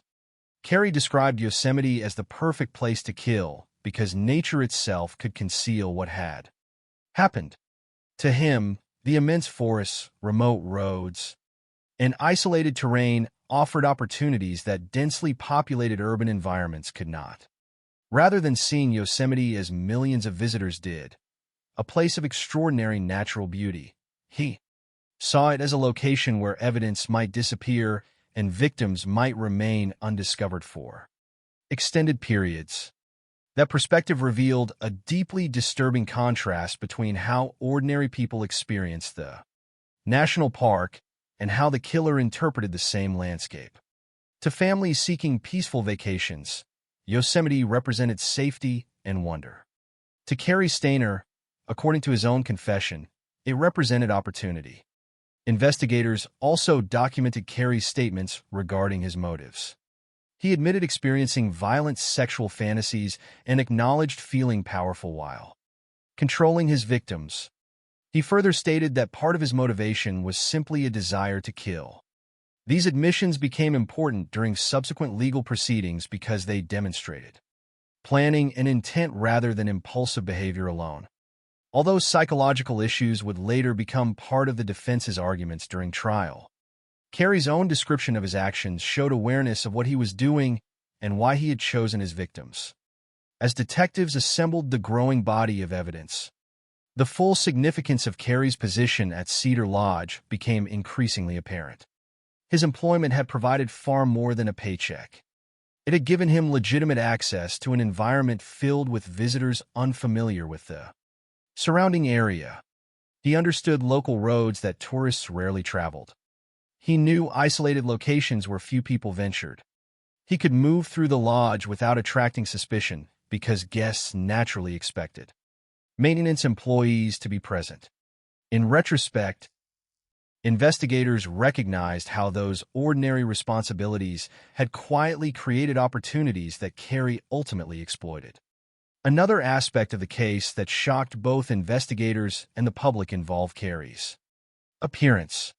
Co-workers had generally described him as quiet, reserved, and unremarkable. Nothing about his everyday behavior had immediately suggested he was capable of extraordinary violence. He blended into the routines of daily life with remarkable ease. This disconnect between outward appearance and hidden criminal behavior became one of the defining characteristics of the Yosemite murders. The offender had not presented himself as threatening. Instead, he appeared to be an ordinary employee carrying out ordinary work. That realization deeply unsettled many people because it challenged common assumptions about how dangerous individuals should appear. News of Carrie's confession spread rapidly across the United States. The mystery that had dominated headlines for months suddenly had an identifiable face. Yet instead of bringing simple closure, the revelation produced another wave of disbelief. Americans learned that the person responsible for one of California's most disturbing murder cases had been working within sight of countless visitors while the investigation unfolded around him. Even more astonishing was the discovery that he belonged to the same family once known nationwide. Because of Stephen Stainer's heroic escape from childhood captivity, the contrast seemed almost impossible to comprehend. One brother had become a national symbol of survival after rescuing another kidnapped child. The other had confessed to 4 murders committed in one of the country's most treasured national parks. As investigators completed their work, the criminal case entered its next phase. Confession, forensic evidence, and corroborating details had established a compelling body of proof. But the responsibility for determining legal guilt and appropriate punishment now shifted to the courtroom. There, prosecutors would argue that Cary Stainer had carefully planned his crimes, deliberately abducted his victims, attempted to destroy evidence, and carried out murders driven by violence and sexual motivation. The defense, meanwhile, would focus on his troubled psychological history and difficult childhood. Ultimately, 12 jurors would decide whether those arguments altered his responsibility for 4 lives that had been taken forever.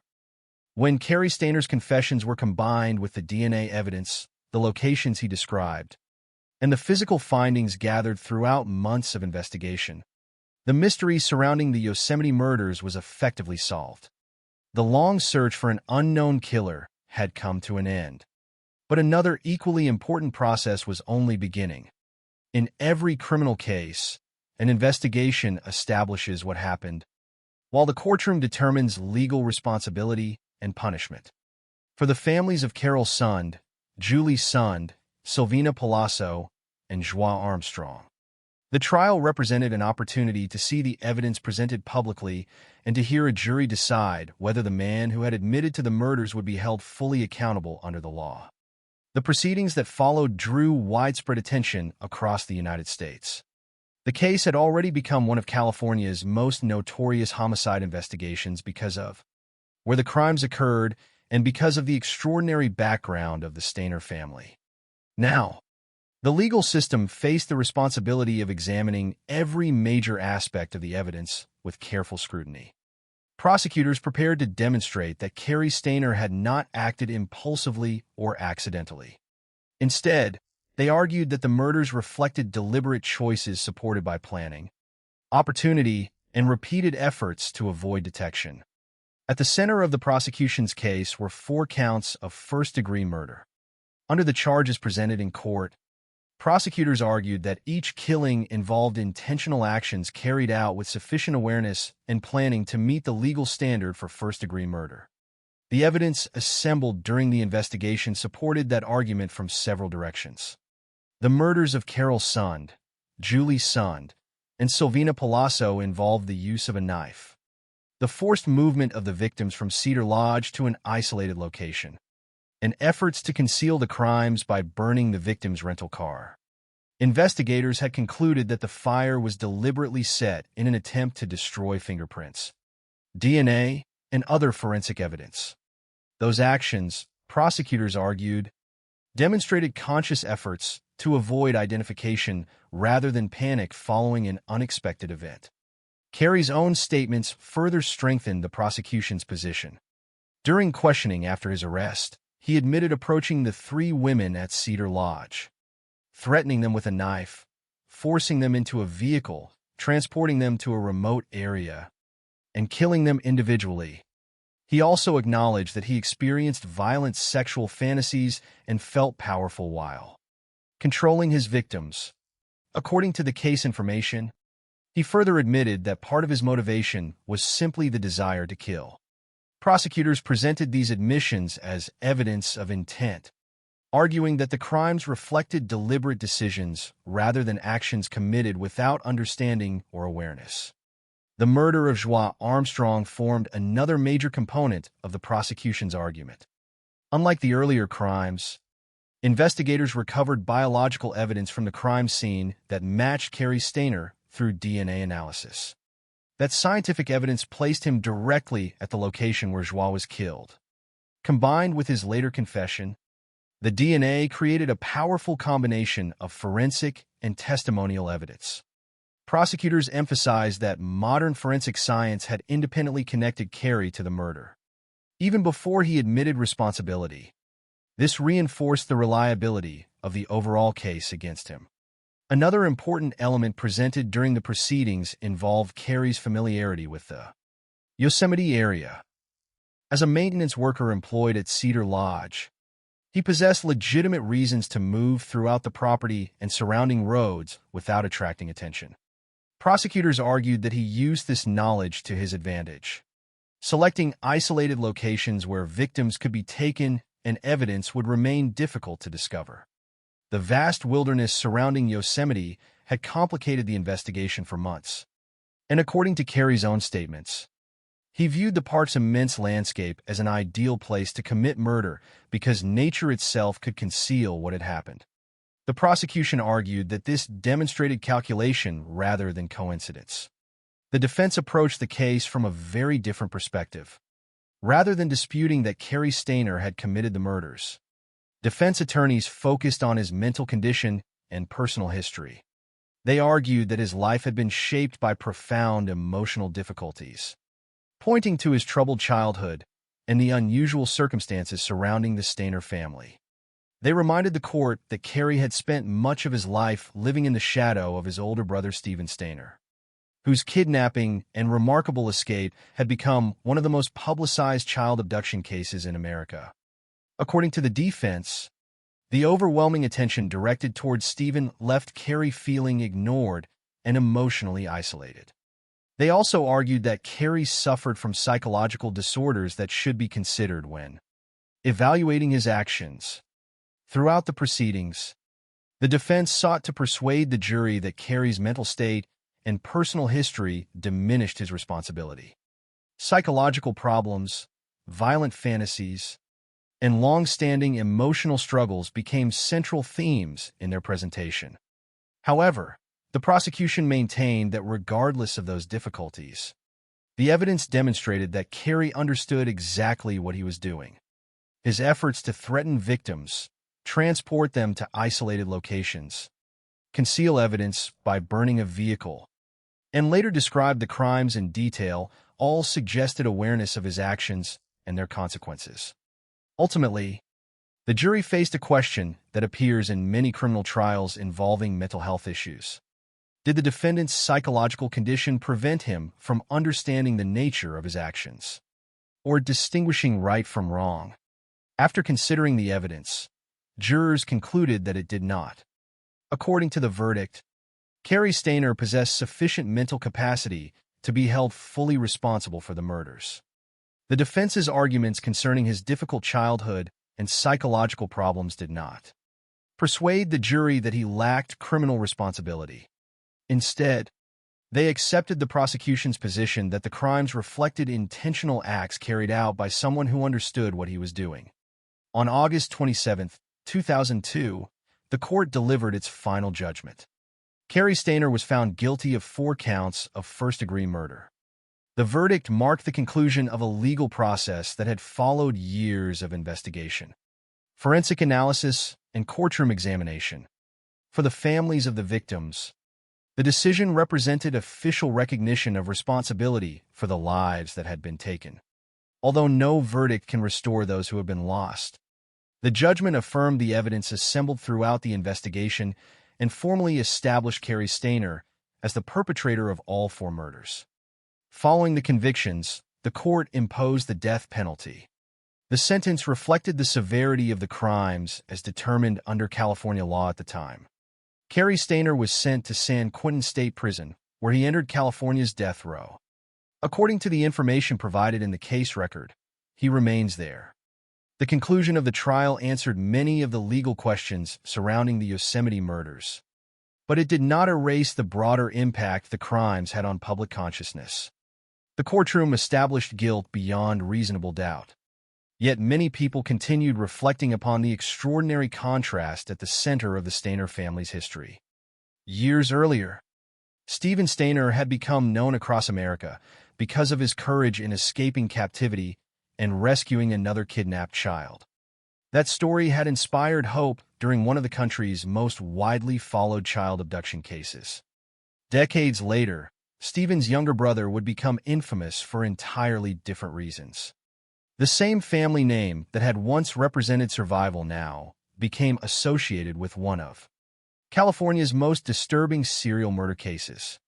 The trial also underscored the importance of patient investigative work. For months, detectives struggled with limited evidence after the disappearance of the 3 tourists. The burned rental car, the isolated crime scenes, and the vast wilderness surrounding Yosemite made identifying the offender extraordinarily difficult. It was only after the murder of Joie Armstrong, when biological evidence remained at the scene, that investigators obtained the forensic breakthrough capable of identifying Cary Stainer through DNA. His subsequent confession then confirmed the broader pattern of violence that had begun months earlier. The legal proceedings therefore reflected not only the actions of the offender, but also the persistence of investigators who continued following evidence despite repeated obstacles. As the courtroom process came to an end, another chapter remained. Investigators examined whether Cary Stainer might have been responsible for additional disappearances around Yosemite and the Sierra Nevada region. Public speculation naturally intensified after the extent of his crimes became known. Questions emerged about whether 4 victims represented the complete picture or whether other unsolved cases might somehow be connected to him. Those questions would shape the final stage of the Yosemite story, a chapter focused not on legal proceedings but on the lasting legacy of the murders, the enduring memories of the victims, and the profound lessons left behind by one of the darkest episodes in the history of America's national parks. After Cary Stainer was sentenced to death in 2002, the legal chapter of the Yosemite murders reached its conclusion. The courtroom had established what investigators had spent years working to prove: that Cary Stainer was responsible for the deaths of 4 people whose lives had been cut short in and around one of America's most famous national parks. The evidence had connected him to the murder of Joie Armstrong through DNA. His own confession had revealed his responsibility for the killings of Carol Sund, Julie Sund, and Silvina Palazzo. The jury had rejected the argument that his psychological struggles prevented him from being held accountable. Yet, even after the verdict was delivered, the case continued to raise questions that extended beyond the courtroom. The impact of the crimes remained visible in the families left behind, the community surrounding Yosemite, and the public's understanding of safety in places once considered beyond danger. For the families of the victims, the trial could never represent a true ending. A conviction can provide answers, but it cannot reverse the loss of a loved one. Carol Sund, a mother who had traveled with her daughter hoping to create meaningful memories, was gone. Julie Sund, only 15 years old, had lost the opportunity to grow into adulthood, pursue dreams, and experience the future that should have belonged to her. Silvina Palazzo, a 16-year-old visitor from Argentina, had traveled across borders expecting adventure and friendship, only to become another victim of an unimaginable crime. Joie Armstrong, a 26-year-old naturalist who dedicated her life to Yosemite's natural environment, was also taken away in a place where she lived and worked. Each victim represented an individual life, not simply a name connected to a criminal investigation. Their families, friends, and communities carried the consequences long after the headlines faded. One of the most persistent questions following Cary Stainer's arrest involved whether he had committed additional crimes. Once authorities discovered that the quiet maintenance worker responsible for the Yosemite murders had been hiding such extreme violence, investigators naturally examined other unsolved cases in the region. The possibility that a person who had committed 4 murders might have additional victims was a serious concern. Law enforcement agencies reviewed missing person cases connected to Yosemite and the surrounding Sierra Nevada area, searching for any evidence that might connect Carrie to other disappearances. The investigation was not limited only to proving the crimes already known. Detectives also wanted to determine whether the full extent of his actions had been uncovered. The idea that the official victim count might not represent the complete truth created additional anxiety. National parks and wilderness areas across the United States contain thousands of miles of remote terrain. People can disappear for many reasons, including accidents, environmental dangers, or crimes committed by individuals who understand how difficult such locations can be to search. Because Carrie had specifically used the isolation of Yosemite as part of his criminal actions, investigators considered whether similar cases could be connected to him. However, despite reviewing additional possibilities, authorities did not uncover sufficient evidence to charge him with other murders. The confirmed number of victims remained 4. This distinction was important. Public speculation often grows after a high-profile criminal case, especially when the offender appears capable of repeated violence. But criminal investigations require proof. Suspicion alone cannot establish guilt. Without physical evidence, credible testimony, or other reliable information linking Carrie to additional crimes, investigators could not go beyond the 4 confirmed victims. The Yosemite murders also changed how many people viewed national parks and public spaces. Yosemite had long represented natural beauty, exploration, and escape from everyday concerns. Millions of visitors had walked its trails and photographed its landscapes without ever imagining that such violence could occur nearby. The crimes challenged a powerful cultural idea that certain places, especially places associated with nature and family experiences, were somehow separate from the dangers of ordinary life. The reality revealed by the investigation was more complicated. A beautiful environment does not automatically prevent human violence. A peaceful setting does not guarantee that every person within it has peaceful intentions. This realization was unsettling because Carrie Stainer did not fit the image many people expected when imagining a dangerous criminal. He was not a stranger appearing suddenly from outside the community. He was an employee at a nearby lodge. He was someone guests and co-workers encountered during ordinary routines. He appeared quiet and unremarkable. That contrast between appearance and reality became one of the defining themes of the case. Many people who knew Carrie after his arrest struggled to reconcile the person they thought they knew with the crimes he had committed. The investigation demonstrated one of the difficult realities of criminal behavior. Some individuals capable of extreme violence may not appear obviously threatening in everyday interactions. They can maintain jobs, relationships, and ordinary routines while concealing actions and thoughts that remain completely hidden from those around them. This does not mean every quiet or unusual person should be viewed with suspicion. Instead, the case highlighted the challenges faced by investigators and communities in recognizing genuine danger before tragedy occurs. Another reason the case remained deeply memorable was the extraordinary contrast within the Stainer family history. Before Carrie became known as the Yosemite Killer, the Stainer name had been associated with one of America's most emotional survival stories. Stephen Stainer had been remembered as a child who endured years of captivity and later showed remarkable courage by escaping and helping rescue another victim. His story represented survival against overwhelming circumstances. The public response to Stephen had been filled with sympathy and admiration. Yet years later, his younger brother's actions created a completely different association with the same family name. The contrast between the two brothers became one of the most discussed aspects of the case. However, the story also raised difficult questions about how much a person's environment, experiences, and psychological struggles can influence later behavior.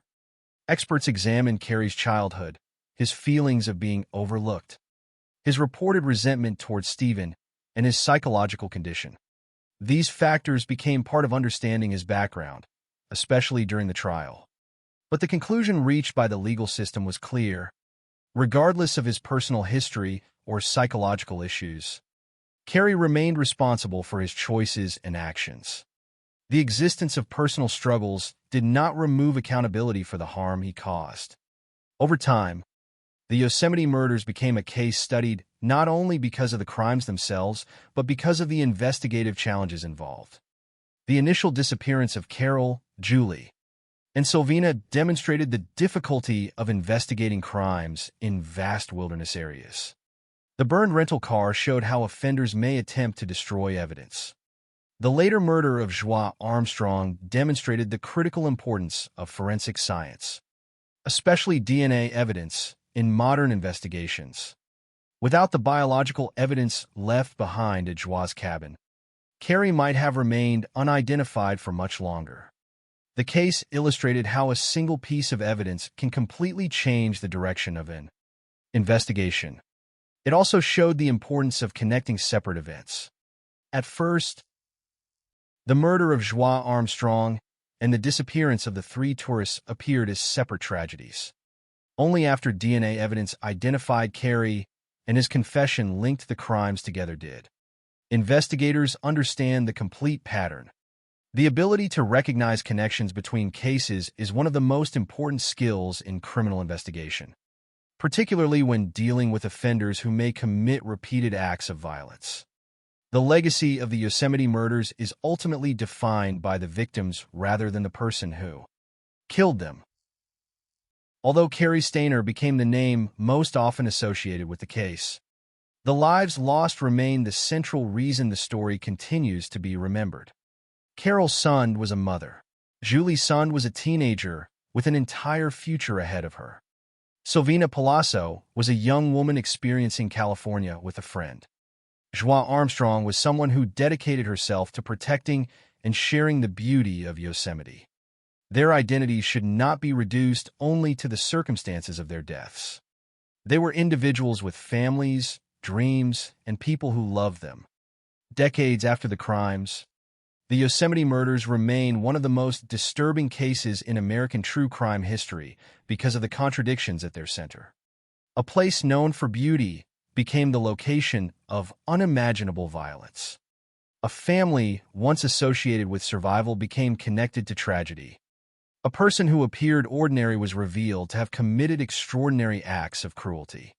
Yet beyond all those elements, the case remains a reminder of the importance of remembering the victims, understanding the complexity of investigations, and recognizing that behind every criminal case are real people whose lives continue through the memories of those who knew and loved them. The conclusion of the Carey Stayner case did not erase the questions, emotions, and consequences left behind by the Yosemite murders. Although the courtroom had delivered a verdict and the investigation had officially identified the person responsible, the impact of those crimes continued long after the final legal proceedings ended. Cases involving multiple victims often remain part of public memory, not only because of the violence itself, but because they force people to examine difficult questions about trust, opportunity, human behavior, and the limits of understanding another person. The Yosemite murders carried all of these elements. They involved a place widely viewed as peaceful, a suspect who appeared ordinary to those around him, and a family history that contained both extraordinary courage and devastating tragedy. Yet at the heart of the case remained the 4 victims whose lives were taken. The story of the Yosemite murders begins and ends with them. Before they became names in an investigation file, they were people with families, relationships, and futures that were never allowed to continue. Carol Sund was a mother who traveled with her daughter because she wanted to experience something meaningful together. Julie Sund was a 15-year-old teenager whose life was still unfolding, filled with possibilities that would never be realized. Sylvina Palazzo was a young woman visiting from Argentina, sharing an experience with friends that should have become a treasured memory. Joie Armstrong was a naturalist whose work reflected a deep connection to Yosemite and its natural environment. Their deaths created pain that extended far beyond the crime scenes. Their families were forced to confront questions that no family should ever have to answer. Why did this happen? Could anything have prevented it? How does a person continue living after losing someone in such a violent and unexpected way? These questions rarely have simple answers. The justice system can determine responsibility, but it cannot repair the absence left behind. The arrest and conviction of Cary Stayner provided legal closure. But emotional healing follows a different path and often continues for a lifetime. One of the most unsettling aspects of the case was the way Cary had existed within ordinary surroundings while concealing his actions and thoughts. Before his arrest, he was not widely viewed as a dangerous person. He worked as a maintenance employee at Cedar Lodge, a position that naturally placed him near visitors arriving to explore Yosemite. He carried out routine responsibilities and moved through an environment where familiarity worked in his favor. Guests saw an employee performing ordinary tasks. Coworkers saw someone quiet and reserved. Investigators initially saw him as one of many people who might provide information during the search for the missing women. The revelation that he was responsible for the crimes challenged common assumptions about how dangerous individuals appear. Many people imagine violent offenders as obviously threatening figures who can be easily recognized. The Yosemite murders demonstrated that reality is far more complicated. A person can appear unremarkable while hiding intentions that remain invisible to those around them. However, this does not mean that every person who seems quiet or unusual should be viewed with suspicion. Instead, the case highlights the difficulty of identifying genuine threats before evidence reveals the truth. Investigators themselves faced this challenge. In the early months of the case, they did not ignore Cary. They interviewed him because he was connected to Cedar Lodge, the location where the victims had stayed. But at that stage, the evidence did not separate him from other possible individuals.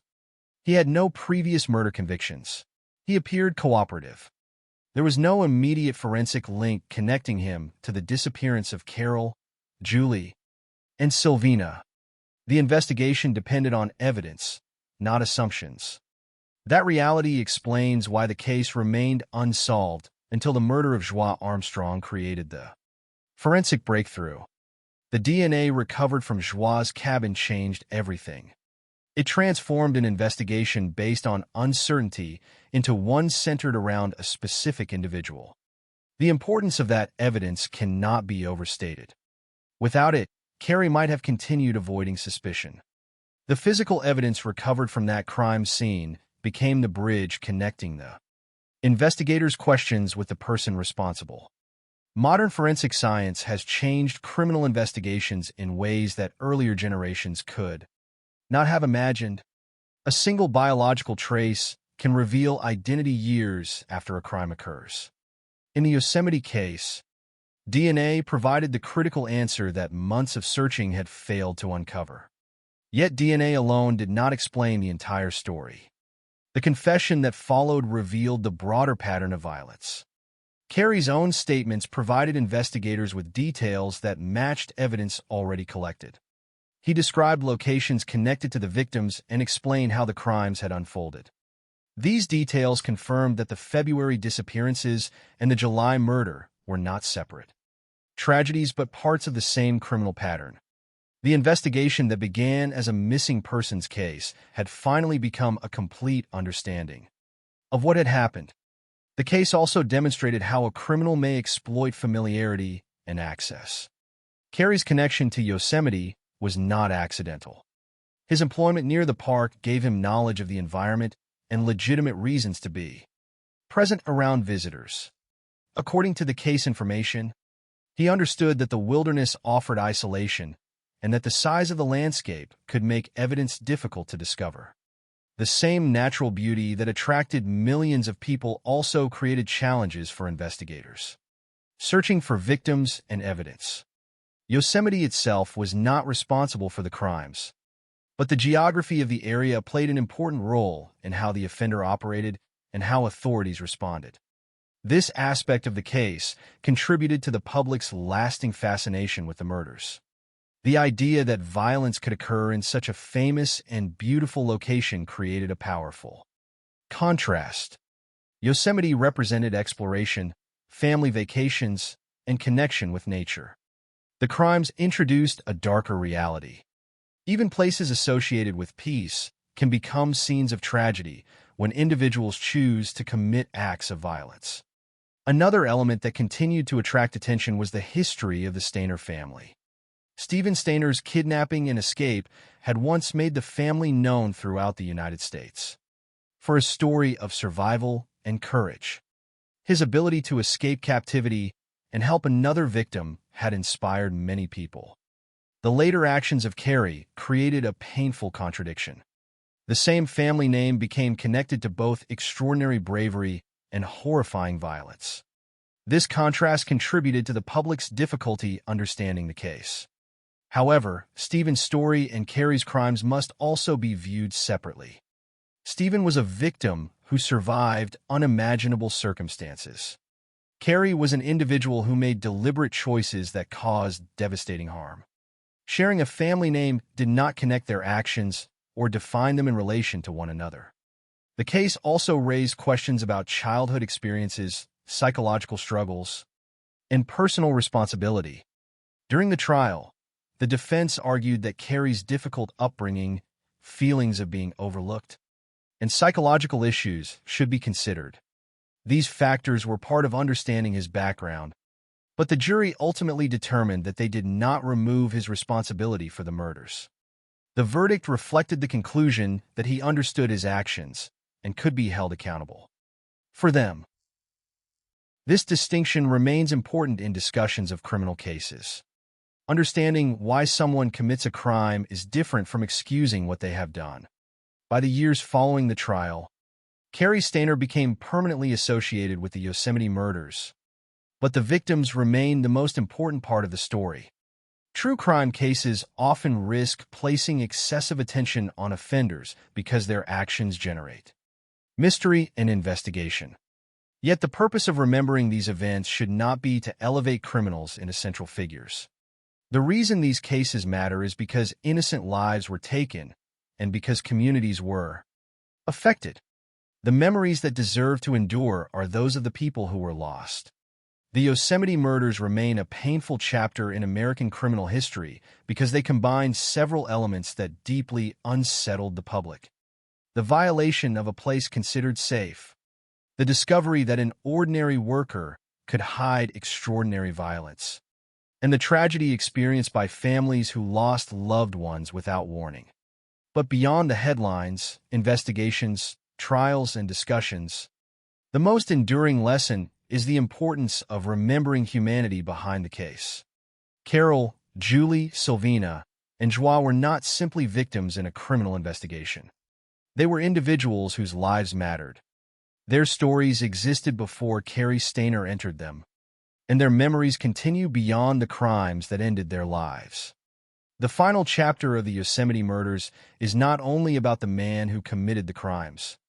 It is about the people who were taken, the families who endured unimaginable loss, and the lasting reminder that every case file represents real lives forever changed. The Carrie Stainer case remains one of the most disturbing chapters in the history of Yosemite National Park, not only because of the crimes themselves, but because of the many contradictions surrounding them. It was a case that combined a place known for natural beauty with acts of unimaginable violence. A family once associated with survival, with a name later connected to tragedy, and a person who appeared ordinary while hiding a capacity for extreme cruelty. Yet after all the investigations, court proceedings, and public attention, the most important conclusion is not found in the identity of the killer. It is found in understanding the lives that were taken, the people affected, and the lessons left behind. In February 1999, Carol Sund, Julie Sund, and Sylvina Palazzo entered Yosemite, expecting a memorable journey. Like countless visitors before them, they came seeking the beauty and experience that made the national park famous.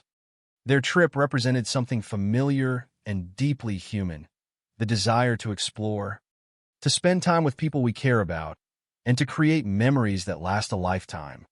Instead, their journey became the beginning of an investigation that would capture national attention. Their disappearance challenged investigators because of the environment in which it occurred. Yosemite was vast, remote, and filled with areas where evidence could easily remain hidden. The burned rental car discovered days later changed the nature of the case completely. It showed investigators that they were no longer searching only for missing people. They were investigating a crime designed to conceal itself. The discovery of Carol Sund, followed by Silvina Palazzo and the remains of Julie Sund, confirmed the tragedy that families had feared. 3 lives had been lost, and the person responsible remained unknown. The investigation continued despite enormous challenges. Detectives examined evidence, interviewed individuals connected to the victims in the area, and attempted to understand how someone could commit such a crime near one of America's most visited national parks. At that stage, Cary Stayner was not viewed as the obvious answer. He was simply one of many people connected to the investigation. His position as a maintenance worker at Cedar Lodge gave him access to the area. But access alone was not enough to prove involvement. Investigators needed evidence. That evidence would eventually come months later through another tragedy. The murder of Joie Armstrong in July 1999 became the turning point in the case. Joie was not a visitor passing through Yosemite. She was someone who lived there, worked there, and dedicated herself to understanding and protecting the natural environment she loved. Her death represented another devastating loss and created a new urgency for investigators. Unlike the earlier murders, the crime scene inside her cabin contained biological evidence that could be analyzed. DNA provided what months of searching had failed to produce: a direct connection to the person responsible. When the DNA matched Cary Stayner, the investigation changed immediately. The quiet maintenance worker who had existed near the center of the earlier investigation became the focus of law enforcement attention. His arrest on July 23, 1999, marked the moment when uncertainty began to transform into answers. But the arrest created new questions. Was Cary responsible only for Joie's death? Or had he been connected to the earlier disappearance of the 3 women? During questioning, investigators discovered the truth. Cary first denied responsibility, but over time he admitted killing Joie Armstrong and then revealed that he was also responsible for the deaths of Carol, Julie, and Silvina. His confession provided investigators with details that matched evidence already collected during the investigation. He described locations and circumstances connected to the crimes that only the person responsible could reasonably know. The confession completed the picture that investigators had spent months trying to construct. According to the information from the case, Cary described approaching the 3 women at Cedar Lodge, using a knife to control them, forcing them into a vehicle, and taking them to an isolated area. He admitted binding and killing them before attempting to destroy evidence. He also acknowledged violent sexual fantasies and described feeling a sense of power through controlling his victims. These statements became central to understanding both the crimes and the motivations behind them. The trial that followed examined not only what Cary had done, but also whether he should be held fully responsible under the law.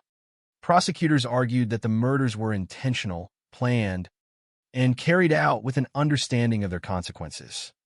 They pointed to the evidence: the forced movement of victims, the attempt to burn the rental car, the use of isolated locations, the DNA evidence, and Cary's own confession.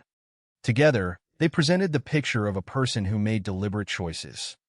The defense did not deny that Cary had committed the murders. Instead, attorneys focused on his psychological state and personal history. They argued that his childhood experiences, his feelings of being overshadowed by his brother Stephen, and his mental health struggles should be considered when evaluating his responsibility. The court examined these arguments carefully, but ultimately the jury concluded that Cary understood his actions and could be held accountable. On August 27, 2002, Cary Stayner was convicted of 4 counts of first-degree murder and sentenced to death. The sentence represented the legal system's judgment regarding the severity of his crimes. He was transferred to San Quentin State Prison, where he remains on California's death row. However, the conclusion of the trial did not mean the story disappeared. The impact of the murders continued. Investigators examined whether Cary might have been connected to additional unsolved disappearances in the Yosemite region and surrounding areas. Given the nature of his crimes, such questions were understandable. A person capable of committing multiple murders naturally creates concern that there may be other unknown victims. Authorities reviewed possible connections, but found no evidence strong enough to establish additional crimes. The official number of confirmed victims remained 4. The case also changed public perception of Yosemite. Before the murders, the park represented adventure, family experiences, and the peaceful beauty of nature. Afterward, many people viewed the location differently. The crimes demonstrated that even the most admired and seemingly secure places are not immune from human violence. The danger did not come from the landscape itself. It came from one individual who used the isolation of that landscape to commit terrible acts. This distinction is important. Yosemite remained what it had always been, a place of extraordinary natural beauty. The tragedy came from the actions of one person who violated the trust people placed in that environment. The case also remains remembered because of the contrast between Cary and his brother Stephen. Years before Cary's crimes, Stephen Stainer had become known across America as a survivor who escaped captivity and helped another child. His story represented courage and hope. Cary's actions created a completely different legacy. However, the two stories must be separated. Stephen was a victim who endured suffering and demonstrated bravery. Cary was responsible for choices that caused suffering to others. One person's actions do not define another person's life, even within the same family. Looking back at the Yosemite murders, the case provides several important lessons. It demonstrates the value of forensic science and the role DNA evidence plays in modern investigations. It shows the importance of persistence when evidence is limited and circumstances are difficult. It also reminds society that criminal cases are not only about offenders. They are about victims, families, investigators, and communities forever changed by tragedy. Most importantly, the case reminds us that behind every crime statistic are real people. Carol Sund was not simply a homicide victim. She was a mother. Julie Sund was not simply part of an investigation. She was a teenager with an unfinished future. Sylvina Palazzo was not simply a name in a case file. She was a young woman whose life was valued by those who loved her. Joie Armstrong was not simply the final victim. She was someone who dedicated herself to Yosemite and the natural world. Their lives deserve to be remembered beyond the circumstances of their deaths. The story of Cary Stainer and the Yosemite murders is ultimately not only a story about a killer. It is a story about the fragility of safety, the complexity of human behavior, the importance of justice, and the lasting responsibility to remember those who were lost. Nearly 3 decades later, the case continues to be discussed because it represents a painful contradiction. A place of extraordinary beauty became the setting for unimaginable suffering. But the final memory should not belong to the person who caused the tragedy. It should belong to the people whose lives mattered, whose futures were stolen, and whose stories remain a reminder that every victim was more than a name in an investigation. They were loved, they were remembered, and they continue to matter.